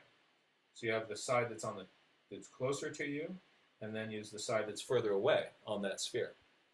So the beak would be on a line that if you connect this up with this, that is looking straight out from this, so the beak is pointing in that direction, so not this direction, not this direction. So I have this line that goes from the back cross to the front cross. And then my eye is going to be on there. Here's the top of my head. My throat. Mm-hmm. And that is fun. Yeah. Thank you, Avea. That's a helpful thing. But now there is news. There's news, and there's a bunch of us who've been following your adventures, and we know that we're really, really, really curious. Okay, so here's the big news. So there's this small Facebook group in Israel devoted for nature journaling. Dekel, you probably met him. He's going to be on the Tanzania trip. Dekel saw your videos for the first time. He was inspired, and within 2 weeks, he had started this Facebook group. But not many members were active in it until about a month ago now, like 3 weeks ago, 4 weeks ago. I met Dekel and we had the first Israeli nature journey group for the first time. Like it was just the two of us. It was just the two of us. Yes. And it was so much fun that we said like, hey, like next time let's gather more people and have another meeting. And last Saturday it happened, and a total of 7 people came. Like it was amazing. Another like 3 people decided to join, and that other third person dragged along her husband and invited her other 2 friends who also dragged their boyfriends on. So that was a lot of fun. And we went to the mountains here in Haifa where we live, and we just sat down and we went nature journaling. And it was really cool because one of the ladies who had come was a really, really, really smart person, really smart biologist. So she knew a lot of stuff. She taught me a lot about like galls. We found galls, and I'd never seen galls shaped like this. It looked like candy, like a child had dropped a couple of green Skittles on the forest floor. This is exactly the color and this is the size. So it looked like Skittles. And she told me that they're galls. And that was really cool. And I found a kestrel feather, which is amazing. And they also told me about something I think I've never seen before, and it's called slime mold. Yes, and, yes. What fun. And apparently when they go to the mountains to like harvest mushrooms, they see them all the time. And they told me all about it, and I was like, what is this thing? I must see it. And in my head, I'm just imagining this like alienish blob, like the woo kind of thing. glowing, and like I'm trying to imagine it as like a huge giant slime monster from a tiny ant's point of view. So I really want to go back there and like look for slime molds next time. And like I also took some time to like observe some lichen, and this was really cool. Like on rocks there would only be flat lichen like sticking exactly to the surface, Mhm. but then on a tree branch there were like really like branch like lichens, and they weren't bothering to stay flat at all, and they were completely different. These ones were mint green and these ones were orange, so that was really cool. That is really fun. That's It really was amazing. It was so cool. And so we hung out for a couple hours, and like we exchanged ideas. And oh, for my birthday, my boyfriend bought me your book, The Law's Guide to Nature Journaling. cool. And I brought it along with me on the trip because I knew everybody would love it. And so after the nature journaling session, we sat down and we totally just drooled over your drawings and your techniques, and we were like, oh my gosh, this is so cool. And the sun was setting and we had to go home, but we were Oh, like, okay, next time we need to meet to read this book again properly. It was amazing. And what I found is that I would carry it around with me to read, and it's a big book. It's like it's yeah. rather big. It's rather big. You're going to get your And workout so, just carrying that with you. oh, It's also then definitely. useful for pressing flowers. Ah, that's interesting. I should try pressing flowers again. I haven't done that in a long time. And so what happened is like people next to me, everybody else is like looking on their smartphones these days. And I'm just carrying this huge book full of like beautiful illustrations, and that catches people's attentions. And they're like, wow, what is that book? And then that's like, I'm glad you asked. That just launches me into like telling people about it. And like, so I just completely made a random friend on the bus who was like, hey, next time when you do this like nature journaling thing, like I want to Yeah. go. And he's like Oh. doing a master's degree in like in aeronautics and aeroscience. Like he has absolutely nothing to do with like down to earth nature, but he was like, next time I want to go. That's great. That It's is great. awesome. So, It's so cool. if that you let me know if you'd like me to put your group onto the Interactive Nature Journal Club map. Just I think so. Yes, I think I would shoot love me an that. email saying, please put us on. Here's the closest city to kind of what our hub will be. Mm-hmm. Right? And it doesn't mean you do everything within that city, but if the pin is going to be somewhere on the map, there, right? Okay. And then whether you're using a web page or an email for people to get in contact with you, if people want to, then we could put in your email so people would click on that and it would bring up their email thing with so you could find more people that way. That would be amazing. Yes. Yes, please. I'd love that. This is great. This is Mm, so exciting. Hey, it was congratulations. amazing. Congratulations. Thank you. And I was everybody was so happy to be a part of like the first gathering ever. That's really fun. That is wonderful. It was Any so word cool. on the job front? The job front, no, I'm still looking. Thank you so much for checking in with me about it. I'm still looking. I haven't heard back from them. The downside is they only contact people who have been shortlisted. So I might not even find out if I've been rejected or they're still in the process. Oh, Um, yes, and unfortunately, a lot of them have that policy. But I'm still looking, and every day I'm discovering something new, and I'm just getting more and more excited. And I'm just learning to be patient with the process, knowing that, like, not being frustrated that I didn't get it the first time. So just remaining calm, knowing that maybe probably in a couple of months I will yeah. get something. I'm trying to remain calm because for those of you who don't know, if I don't get a job soon, like I might have to be forced to like move again and again, like out of the country.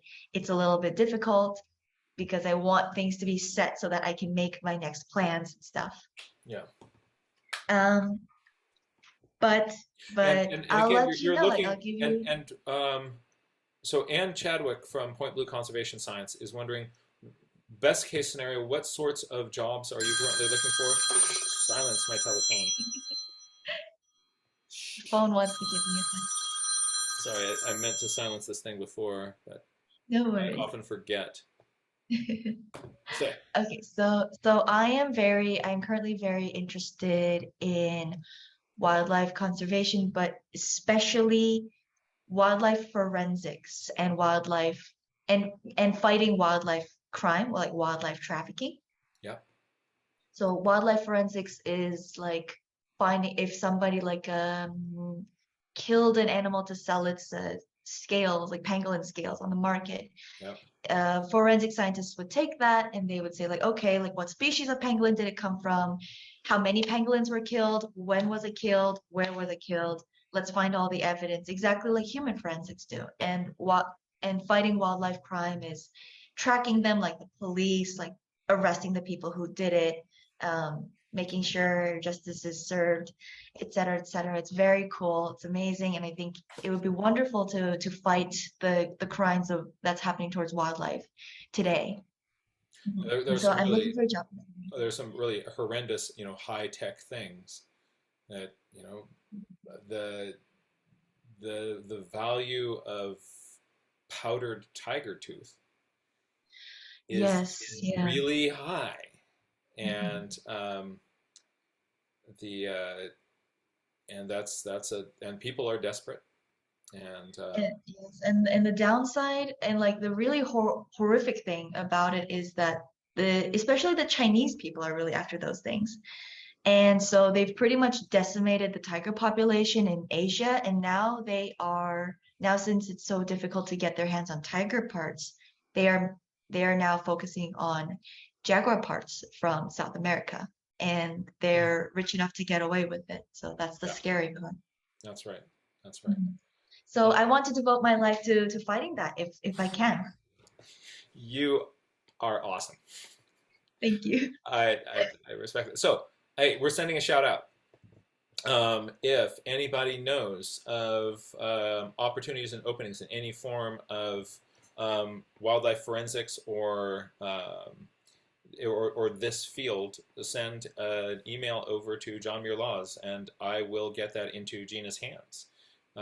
Let us know those possibilities if you have that any links. And we know a very enthusiastic person who's ready to devote her life to this work. And we'll see what we can do. Gina, thank you so much. Thank you so much. Oh, may I share like some more of my pages? I have Yes, many please. ones. I'm going to minimize my page here. Okay. So another great thing about carrying around the nature journal was I usually also carried on the train, like just to practice doodling and stuff. And I was doodling, and then this 6-year-old kid sits next to me with his entire family. And he's not shy at all to show that he's interested in my pages. He's just leaning over my pages like this. And so I'm like, do you want to see it? And he's like, and so he just flips through my entire sketchbook, like looking at each drawing and like cool things. And I try to explain with my very rudimentary Hebrew, like the names of the birds that are in here and like what their behaviors are and why they're so cool. And he absorbs this all. He's fascinated. And it was very funny though, because there are a couple of animals that are very common here in the cities of Israel. They're like big boars, the wild pigs, Mm-hmm. and jackals. Jackals are also very common here. But they both only come out at night. And they're very common. They're regarded as a nuisance because they all dig through the trash, and sometimes the boars they will actually hurt people. But the little boy asks like, why don't you have boars in your sketchbook? Why don't you have jackals in your sketchbook? Like, why don't you have really common animals in your sketchbook? And I was floored. I was like, you're right. Please forgive me. You're absolutely right. I should pay attention to more of the nature around me. Like I've been so focused on only birds. You're absolutely right. So that was a fun interaction, and just like, his questions, his honest questions were like pay attention to the small things that you take for granted. Like there's always nature around you, like don't I see a boar like once every week at night, like roaming the streets. Yeah. And I've never once bothered to like stop and sketch those animals. So What I a was like, wonderful little wow, bell of mindfulness. That's terrific. absolutely. And so I gave him a pencil. I was like, here, do you want to draw? Do you want to draw in my sketchbook? And so I devoted a page to him. And so he drew this, That's great. which was really cool. He was very sweet. What a fun And interaction. oh, it was so much fun. And then ooh, I was able to go bird ringing for the first time in a long while. But on the day we went, the person who was in charge of the station, he had to handle a class of over 20 students for like the entire day. They were doing like experiments, not on the birds, but like observing like what time they came into the nets and like which direction they came in. Hmm. And so he had like eight other ringers with him and 25 students, and they were all under his care. So he had a lot on his plate. And so I'm a very beginner ringer, so I did not receive a bird to ring. Instead, I was put on mongoose patrol duty so that when the birds were in the nest, the mongooses wouldn't come and like steal an easy meal. Um, and I tried to be helpful as possible, but it was fun because although I didn't get to ring any birds, I got to draw myself into my nature journal. Yes. And that was really fun. Like I've been practicing human anatomy these days, and it became really clear that okay, like I've learned a thing or two. And so you see me here like very intimidating, looking very sharp, and I wrote like mongoose patrol duty. Oh, that's fun. It was very fun. Oh, and another interesting thing. Here in Israel, all summer long, there's no rain, like not a single drop of rain. And then as it becomes winter, then we get the rain. So on this day when I was like sitting on mongoose patrol duty, I noticed that there's like a lot of flies, like tiny little mayflies flying in the air, and like the swallows are going after them. But then it gets cloudy, and I see all of the little mayflies, they're gone from the air completely. And I look up from where I'm sitting, and they're all clinging to the underside of leaves. Oh, And I was like, that's strange. Like, why are they all here? It's not a very hot day, so they didn't seem to be hiding from the sun. I didn't know what they were hiding from. So I noted that down, and then 10 minutes later, it started to rain. oh, wow. It was Wow. amazing. That is so cool. It was cool. And when I mentioned this to Yeah. Deke, my nature journaling friend, he was like, that's probably the first rain of their lives. They probably weren't born last year. So and all summer long, it doesn't rain here in Israel. So that's their first rain. And they all knew to hide under You'll the know what to leaves do. somehow. That's really neat. It was amazing. And also, I'm wondering if um, sometimes before a rainstorm, there sort of will be a low pressure system that comes in, and one piece of evidence of that is that the insects in a low pressure system fly lower, and so you'll see the swallows hunting lower. So I wonder I if that sort of swallow event, um, you know, was also related to the air pressure, also related to the oncoming rainstorm. But what is the mechanism by which they are um, detecting that the rain is about to come? That's really interesting. Oh, I wonder what the cue yeah, is. and it's strange, and like I'm really curious, like do they do that whenever there are like gray clouds in the sky? Do they do that when they know it's going to rain for sure? Like, how do they know? And they all knew to hide under leaves, which was amazing. It was so And cool. another possibility is I wonder if there was a hatch of mayflies triggered by the air pressure because they hatched before the rain. Oh, could that be possible? Hard saying, not knowing, but it's from folks like you and me sitting around on a stump, kind of following these things up and kind of just geeking out on it more. That's how we find stuff out, right? Definitely, So, yes. what is triggering mayfly hatch? That's a great question. What is um,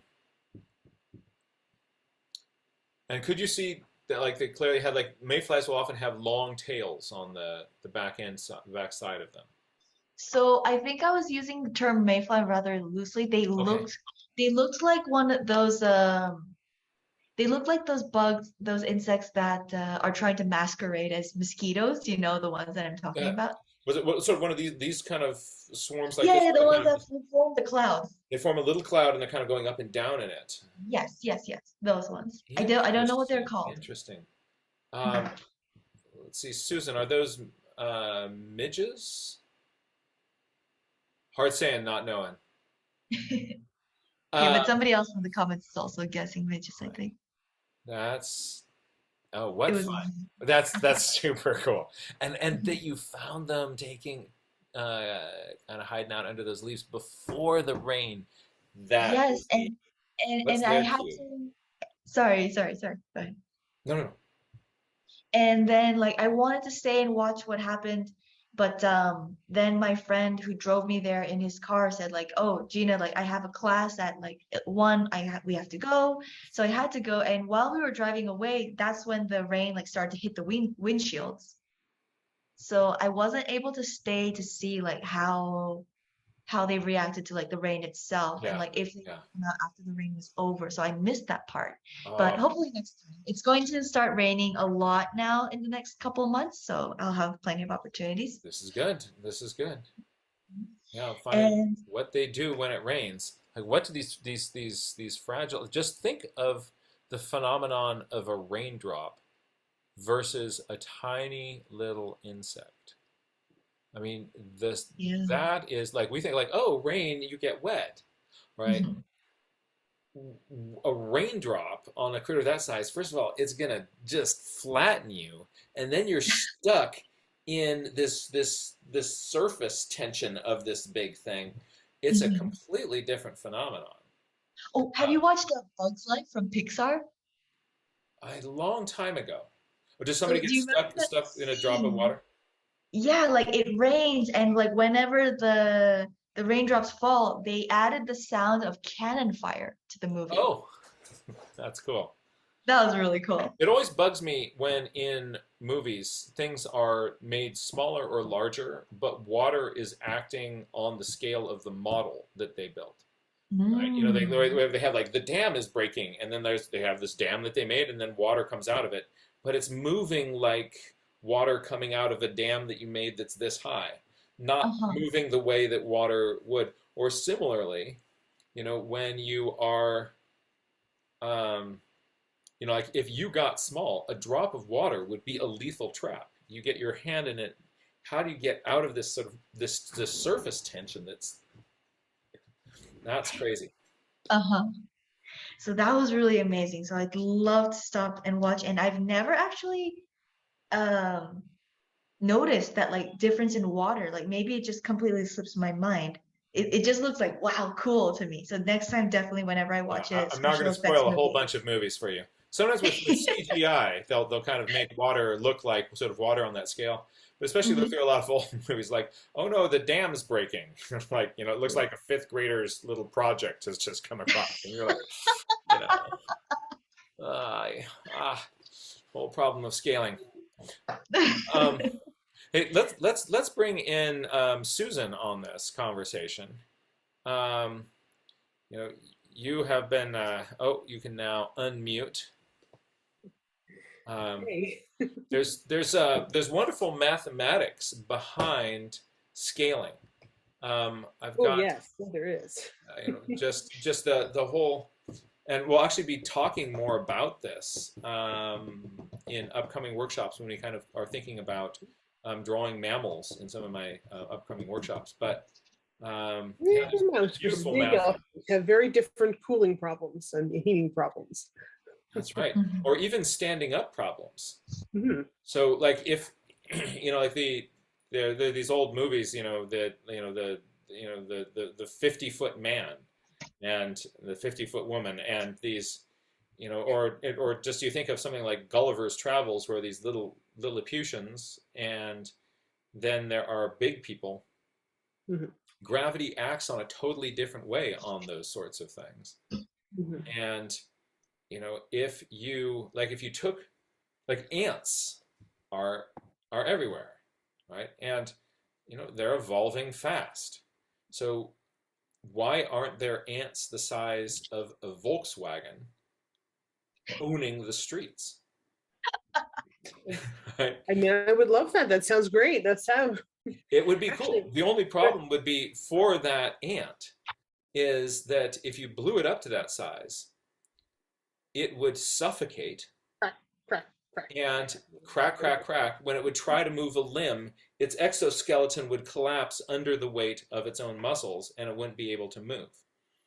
Actually, there was a Doctor Who episode a few years ago where there were giant spiders. And then a lot of them looked quite like wolf spiders that were making very beautiful orb webs. So we won't talk about that part, but The wolf but they were spiders all kind making of- orb webs. Okay, yeah. yeah, never mind. Actually, it was all thrown away by the people by the scientists in question, claiming they aren't acting like normal spiders, which I think was very clever on the predator's part. But I kept saying when the biggest giantest spider showed up, I kept saying that's going to collapse under its own weight. Just run away from it for a short time. It's fine. And you know what? It collapsed under its own weight. Oh, good. So I feel it was actually one of the more scientifically plausible Doctor Who episodes, Yeah. if you accept that the spiders got to that size in the first place. But it wouldn't actually even be able to lift itself off the ground. Yeah, It would- yeah. You try to do this and be like, oh, okay, I just broke all my legs. It turns out This is bodies awkward. bodies are Right. heavy, and they're mostly made of water, even if you are a spider. And Oh, this is those big, is beautiful fascinating. abdomens. You know, wow. and water is heavy, and it's Yeah. the legs, their strength will be proportional to the cross-sectional area roughly, which if you double the size, that's going to go by 4, but the weight is proportional to its volume, which is going to go up by a factor of 8 if you double the size. And if you change the size by a different amount, basically the volume and the area are going to scale differently. And so something that used to be able to support that weight might not be able to anymore. Yeah. Or something that used a skin surface that used to be perfectly adequate for allowing enough heat flow out of it. You scale it up bigger, and now all of a sudden there's a lot more inside and a lot less outside to be able to allow that heat to pass through. Yeah. Um, Or like if I like to think of it like if you take a piece of paper and you double its size. So let's say you have a 4-inch piece of paper and you double its size, it's now 8 by 8, right? So it is the linear dimensions have doubled.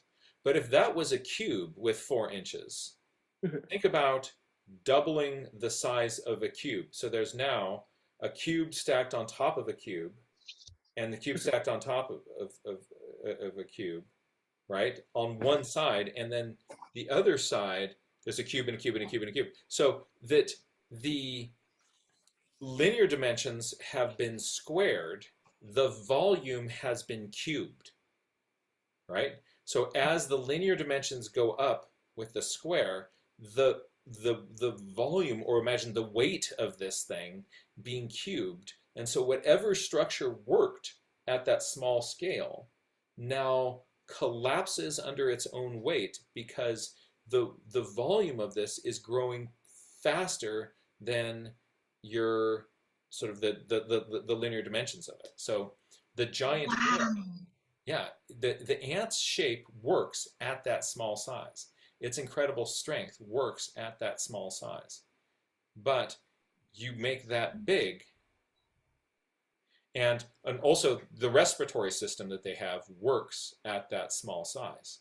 It wouldn't work if you grew that up. Yeah, Gina. But I know for a fact that in prehistoric times, there were giant dragonflies, Mm-hmm. like really big ones. So how are they able to function, or is that still like small enough to function in the same way that normal dragonflies do today? So I think that you're probably there kind of running up against the limit of where this plan is going to work. Like, like if you think of like the largest lobster or spider crab, Hmm. right?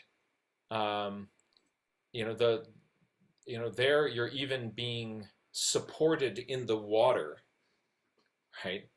Yeah. By so you don't have to worry so much about lift. You don't have that spider, that the really long-legged spider crab is not going to be something that's going to be scuttling around on the surface. You put it out on the deck of a Mhm. boat, and it's going to be kind of going like, "Oh, this is awkward." Right. Um, the and I remember something about, I don't know, I haven't read more on this, but there's something about some people are thinking that the concentration of oxygen um, some of these in some of the good old days may have been different than what we have here. I don't know about that though. That was somebody. I remember hearing that a long time ago. I don't remember what my source was. I don't know whether that was idle speculation or what that was. Hmm. I would also wonder if, the 2-foot dragonflies that existed in those times. I would imagine you couldn't just take a modern day dragonfly and scale it up to that size, and it would be able to survive then. I'm going to guess maybe things like the thickness of the exoskeleton might have been different, the overall structure, whether there were other parts of the body that were structural supports that worked differently. Maybe the sizes of the organs might not have been scaled and might have been bigger or smaller, relatively speaking. I don't know, but like I imagine if you couldn't just take a modern dragonfly of today or even a small dragonfly of that time and just blow it up to that size. The same way, if you took a mouse today and blew it up to the size of an elephant, it wouldn't just be fine. Like that mouse is, all of this structure, the proportional sizes of its organs and everything work for the size of mouse that it is. And I think if you blew that up to the size of an elephant, that wouldn't be able to just, survive, today, Yeah. even though an elephant can. Oh, hey, Ray Bonto's got some. Ray Bonto, can I bring you into this discussion? Looks like Ray Bonto's got um, some information on ancient oxygen levels. I'm going to add you into the spotlight. Hey there, you can unmute now. Hello. Hi. So, what have you read about O2 levels in the past? Not really a lot, but I know that in the Carboniferous period there was twice the amount of oxygen as there is today, and that somehow made the insects grow giant. Um, Yeah. yeah, there was a dragonfly that was 72 centimeters. That is a lot of dragonfly. That's huge. Can Like, you imagine just like you're that, I mean, what a predator that must have been. We were I saying think how it the was like hummingbirds sound like lightsabers. Think how the dragonfly must have sounded. Yes, wow. that's right. That's fun. But I also wonder, like, so we're talking mostly about like how gravity would like bring down a big insect, but here a lot of people are saying that oxygen is limiting its size. So I wonder like what the connection is. Like, why does more CO2 allow insects to grow bigger? I think more O2 allows you to grow bigger, because then with What's every the respiration you are getting with if your respiratory system is a little tube that is going into your body, Mhm. and hold on a second, I'm going to bring in we're now our team has found a rabbit hole. All right. Wow. So what do they say about the size there? And I remember seeing at the old California Academy of Sciences, they had this reconstruction of this ancient millipede looking thing. and the thing had a head this wide, and its tail would be down the hallway behind me, and I mean that's some crazy arthropod goodness there. Wow.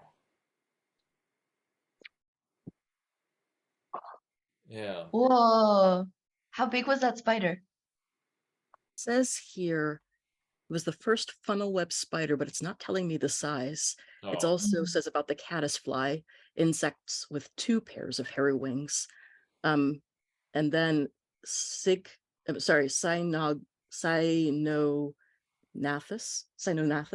a mammal-like reptile that can breathe and swallow simultaneously.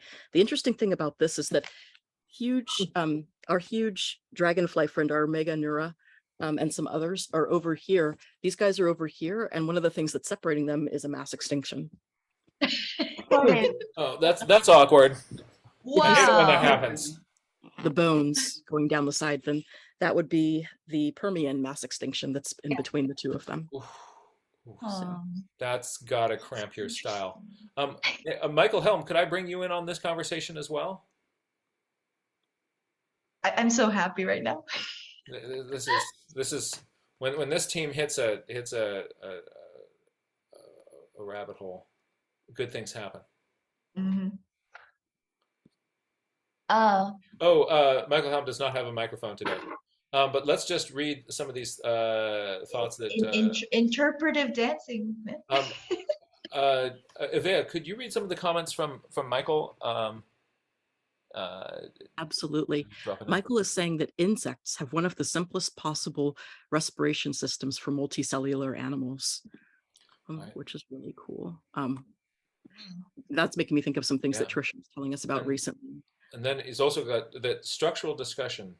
Oh, There- structural discussion. There were giant insects in the Carboniferous, probably a period of very high oxygen or O2 in the atmosphere.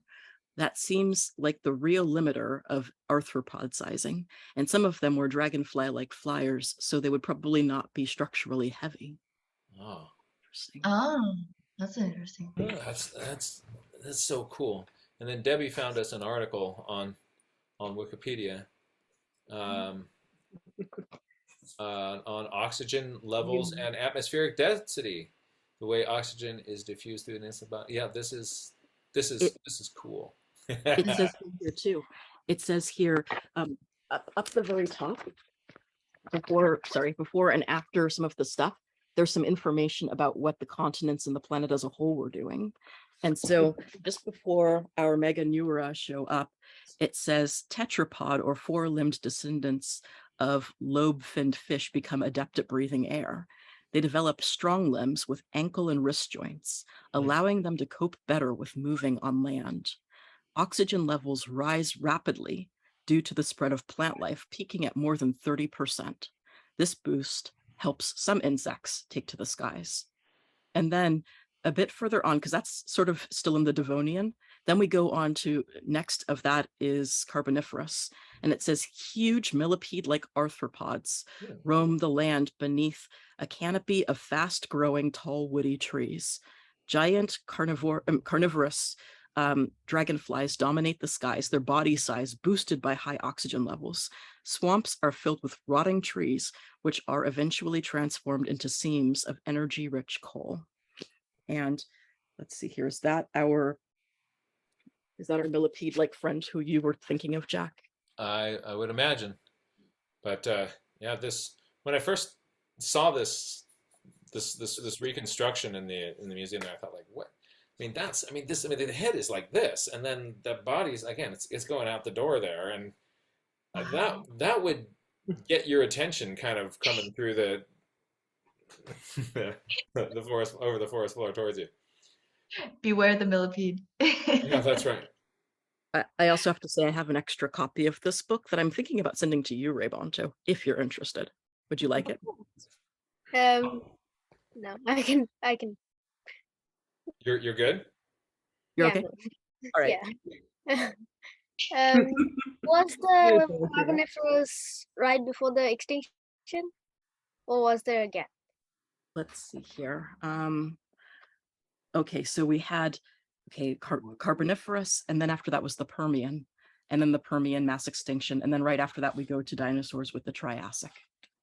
So Hmm. So what is the So- root of the word carboniferous? Because that sounds like, you know, fur is sort of bearing or carrying anything, you know,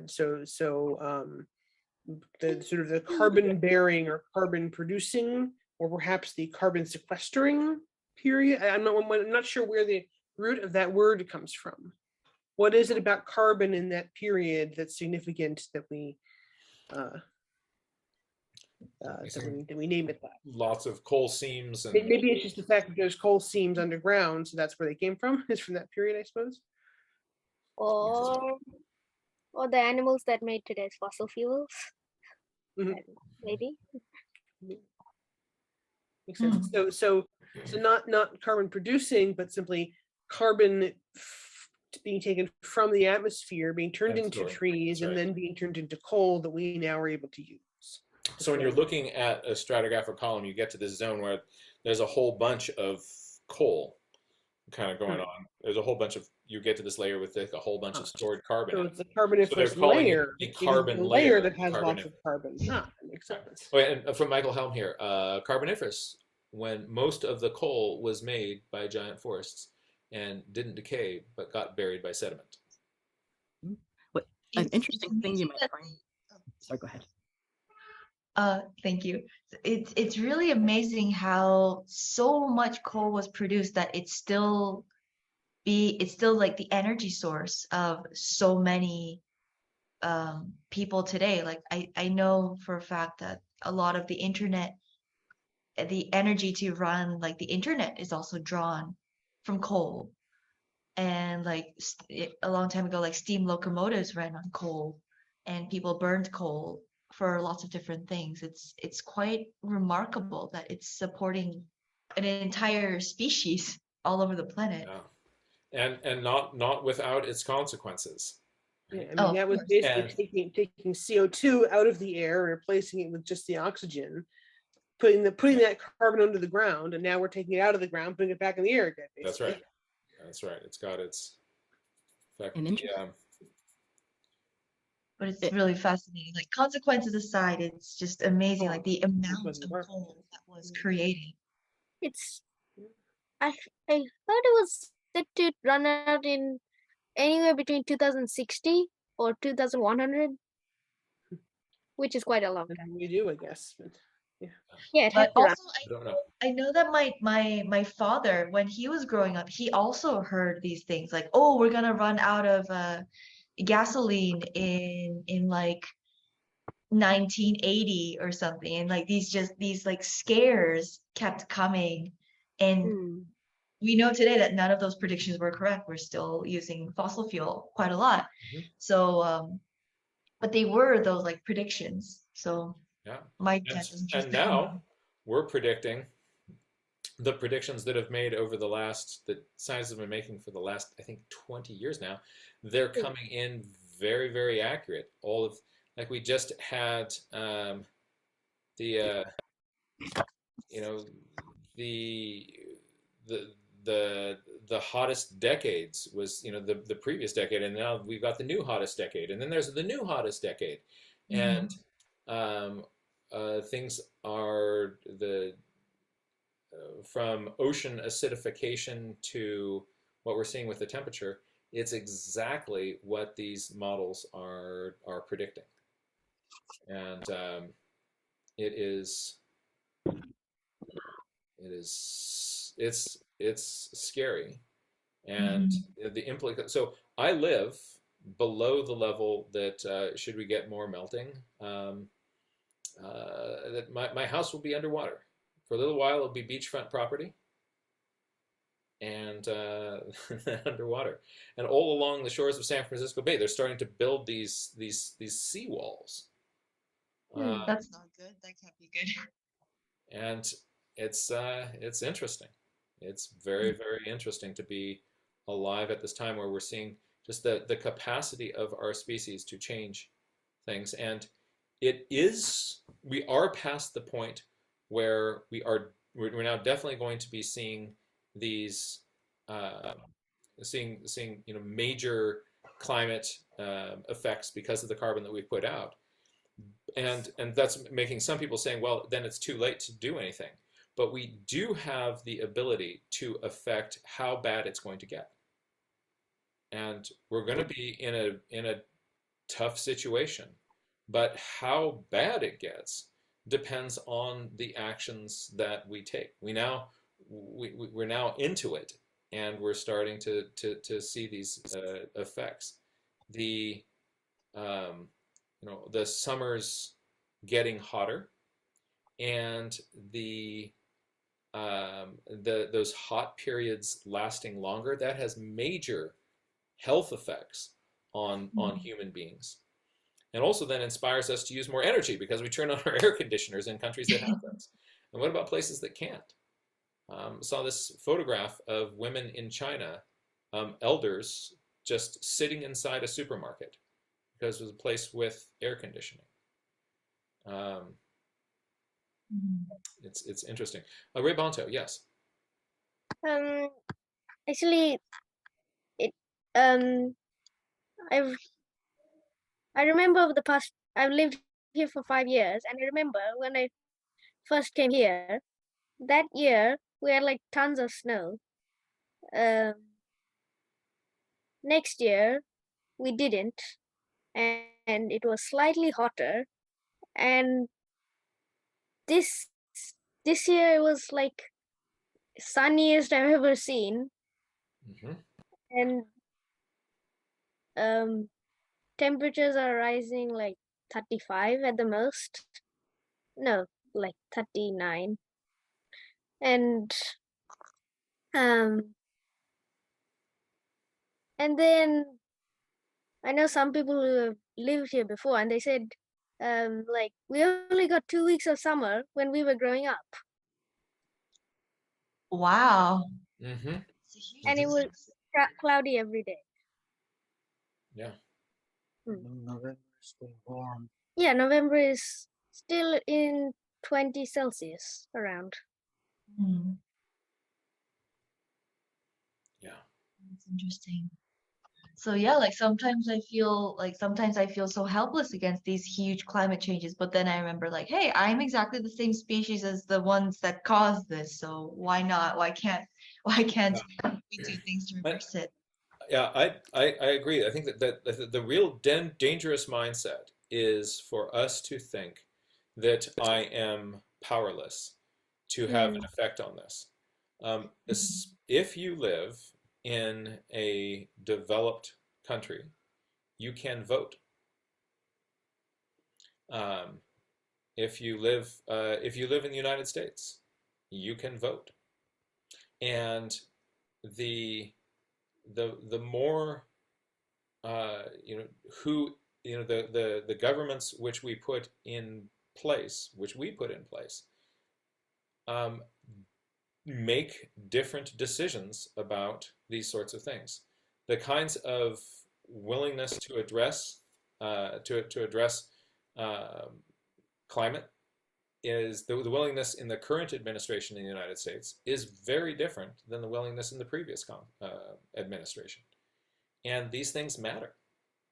Hmm. And unfortunately, it has become a identity thing and a polarizing thing, where if you, at least in the United States, if I know what you think about how we should handle sales of automatic weapons, I know what you think about the science of climate. And those things shouldn't be correlated, but they are, because we're making kind of social decisions based on group identity rather than evidence. And this is a situation where there is a very strong scientific consensus about the cause of the climate changes that we're seeing and the effects of that. And this is it is it's something that we need to kind of get beyond the kind of we need to sort of remove this from sort of social identity and have this be something where we're kind of working together for for for you, Ray Bonto, and your generation, and the generation after you, and the generation after that. Um, but it's interesting that we're also seeing that a lot of people who are kind of really pushing us to take this seriously are youth activists, which makes sense. But we older people need to do some responding. We currently can vote. Let's jump over to Avea and then Gina. If anybody else wants to get in on this, we welcome you too. I was going to say that as adults, it's especially important that we do this, not only because we're modeling, but also because if you're a youth and you get involved in activism, and I know this, I'm saying this from experience, but also from having fellow youth when I was younger, being interested in this stuff. If you're a youth and you get involved in activism, but then you see that the adults don't do anything to change, eventually you become the adults that you see, or you become disillusioned and you think that there's nothing I can do. So it's important for adults to do this too, to show youth that they can grow up to be an adult who still does this. Yeah. A thing. And maybe after Gina goes, I wanted to just share a couple more things about this timeline that are really interesting. But I'll let Gina go first, and then I would love to share this. So just as a small uplifting story that this is possible. So 3 years back, I was still in South Korea, and the scientists were predicting that this summer would be like the most deadly, the most brutally hot summer ever. And there's one city in South Korea that's like a basin. It's surrounded by mountains on all sides, so they get no wind, and so that city is famous for being really, really, really hot in summer. And the prior administration, before their term ended, they made a campaign to plant a lot of trees in that city. And what happened, which was really fascinating, was that while the temperatures of all the other cities that summer rose to like really, really, really record-breaking heights, like really hot, that city where it got a whole bunch of trees planted, their temperature dropped by 2 degrees Celsius. That's cool. That was really, really cool, and it shows That's that inspiring. Yeah, these urban hardscapes that we create, just create these heat islands, and there are things that we can deliberately do to go to fight that. Everything from rooftop gardens to urban tree plantings and these sorts of things. It is for quality of life. Also, just walking around the city, it's nice to have trees around, but it also changes the climate of your heat island. I think Debbie in the chat is making I think a useful point about the degree that, like, if we kind of do step outside of the expectations of our social group, our identity group, the social repercussions for this can be really, really harsh. The fear is that if you are not in lockstep with our team on all ideas, then it's this slippery slope and you're going to go over to the other side. So first of all, we have these ideas that there are these two sides, because at least in the United States, our political system is kind of ginned up to kind of support this sort of winner take all, no compromise idea. And the society at large is sort of falling in with that program. And I have found, so my goal in thinking about lots of things is I regularly try to look for opportunities to change my mind in the presence of evidence.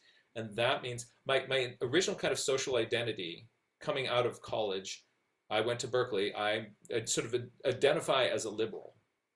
And since then, I've realized that there are some things in this sort of liberal agenda that I had completely adopted. Right? I was in kind of lockstep with, like, you could have said, "Oh, you're a liberal," and when I came out of college, you could say, like, "Jack, I know what you think about this, without asking me." Right? So what I've since sort of tried to, like, where are the things that I think, where is that due to my kind of social conditioning? I have the subjective feeling that I'm making my decisions based on evidence, but I wasn't. And so I've since then tried to change my mind. And when I find that I do change my mind about something, the response from my kind of peer group of liberal people is usually very uncomfortable and negative. Mhm. And that the Debbie was talking about kind of the nail getting hammered down. We want people to kind of to be in their place. And the more homogeneous kind of the consensus is around where you live, if you are a nail that pops up in there, there's a ton of social pressure to kind of get you back down. And it is hard. And the pressure comes in subtle ways and it comes in overt ways. And it is weird, but we actually should be much more heterogeneous in our opinions about different things than we are. And so I really encourage people on the right and the left to realize that there are some things that you think that you're wrong about and you don't know. And what your goal is to try to find more of those and to try to correct some of that course. Because the statistical chance that you just happen to be right on all the issues is low. Yeah. Ray Bonta. Yeah, I read this. I might be off the topic a bit, but I read this book, and it had something like someone had submitted a question, and it was like, there's global cooling as well as global warming. Shouldn't those two cancel themselves out? And the guy replied quite cleverly with a cartoon, and it showed people trudging in snow. And the one was saying, "It's cold up here," and the other saying, "A fever would cancel that. A fever would cancel that out, right?" That's really fun. That's genius. Yeah. Part of the difficulty with the whole discussion of climate change is that climate is different than weather, and the things that we're discussing with regard to climate change, the concerns that we have, are really, they are about long-term averages. And so the fact that it snowed last winter is not evidence that therefore the Earth isn't warming. The fact that it was hot this summer is not evidence that the Earth is warming. Right. Any of those individual little things, the fact that it's hot today and it was cold yesterday, none of those things in themselves are evidence for this. It's about the overall very, very long-term trends, and there are huge fluctuations in this, including fluctuations from all kinds of other cycles and things and aspects of the Earth's, cycles in the Earth. And there are such things as, ice ages, and then the period after the ice age where it's the non-ice age, little ice ages and warming trends, but right. those But even are, then we can take a step further back and we can look at what's, what are the overall averages, and are things changing in accordance with those kinds of cycles or not. right. And I think those things such as wobble of the Earth and these other sort of things that cause these little fluctuations, those are all a part of the models that we've been using, and we're now. So you think the climate scientists didn't just forget to account for that? No. I'm saying that those are. No, that's what I'm saying. Like, oh, these things that are in elementary, geography textbooks, we probably should have included those in our models. Yeah, those actually are included in the models. Well, yeah. Yeah. And the you're right that you're talking about kind of the difference between weather and climate. That there's a senator who brought into the Senate floor a snowball as evidence that there was no global climate warming, because then how could there be this snowball here? It's like that's, I mean, kind of a fun prop, but not useful in this larger discussion. Yeah. There's a lot of pressure, I think, from some folks to say, well, don't just believe whatever the experts are telling you, which is true. You shouldn't just, if an expert says something, you shouldn't just say, well, they must be true, must be right because they're an expert. But also you can take seriously what the experts are telling you and have a sort of a good faith expectation that they are saying things based on their expertise and that it's worth listening to them. And then you can go and investigate the evidence for yourself, but also recognize that in some of these cases, if you don't have the level of knowledge and expertise in that area, recognize that you are probably missing some things. I think that's huge. There is so much. There was a time where sort of the lay scientist was on an equal footing with all the other lay scientists.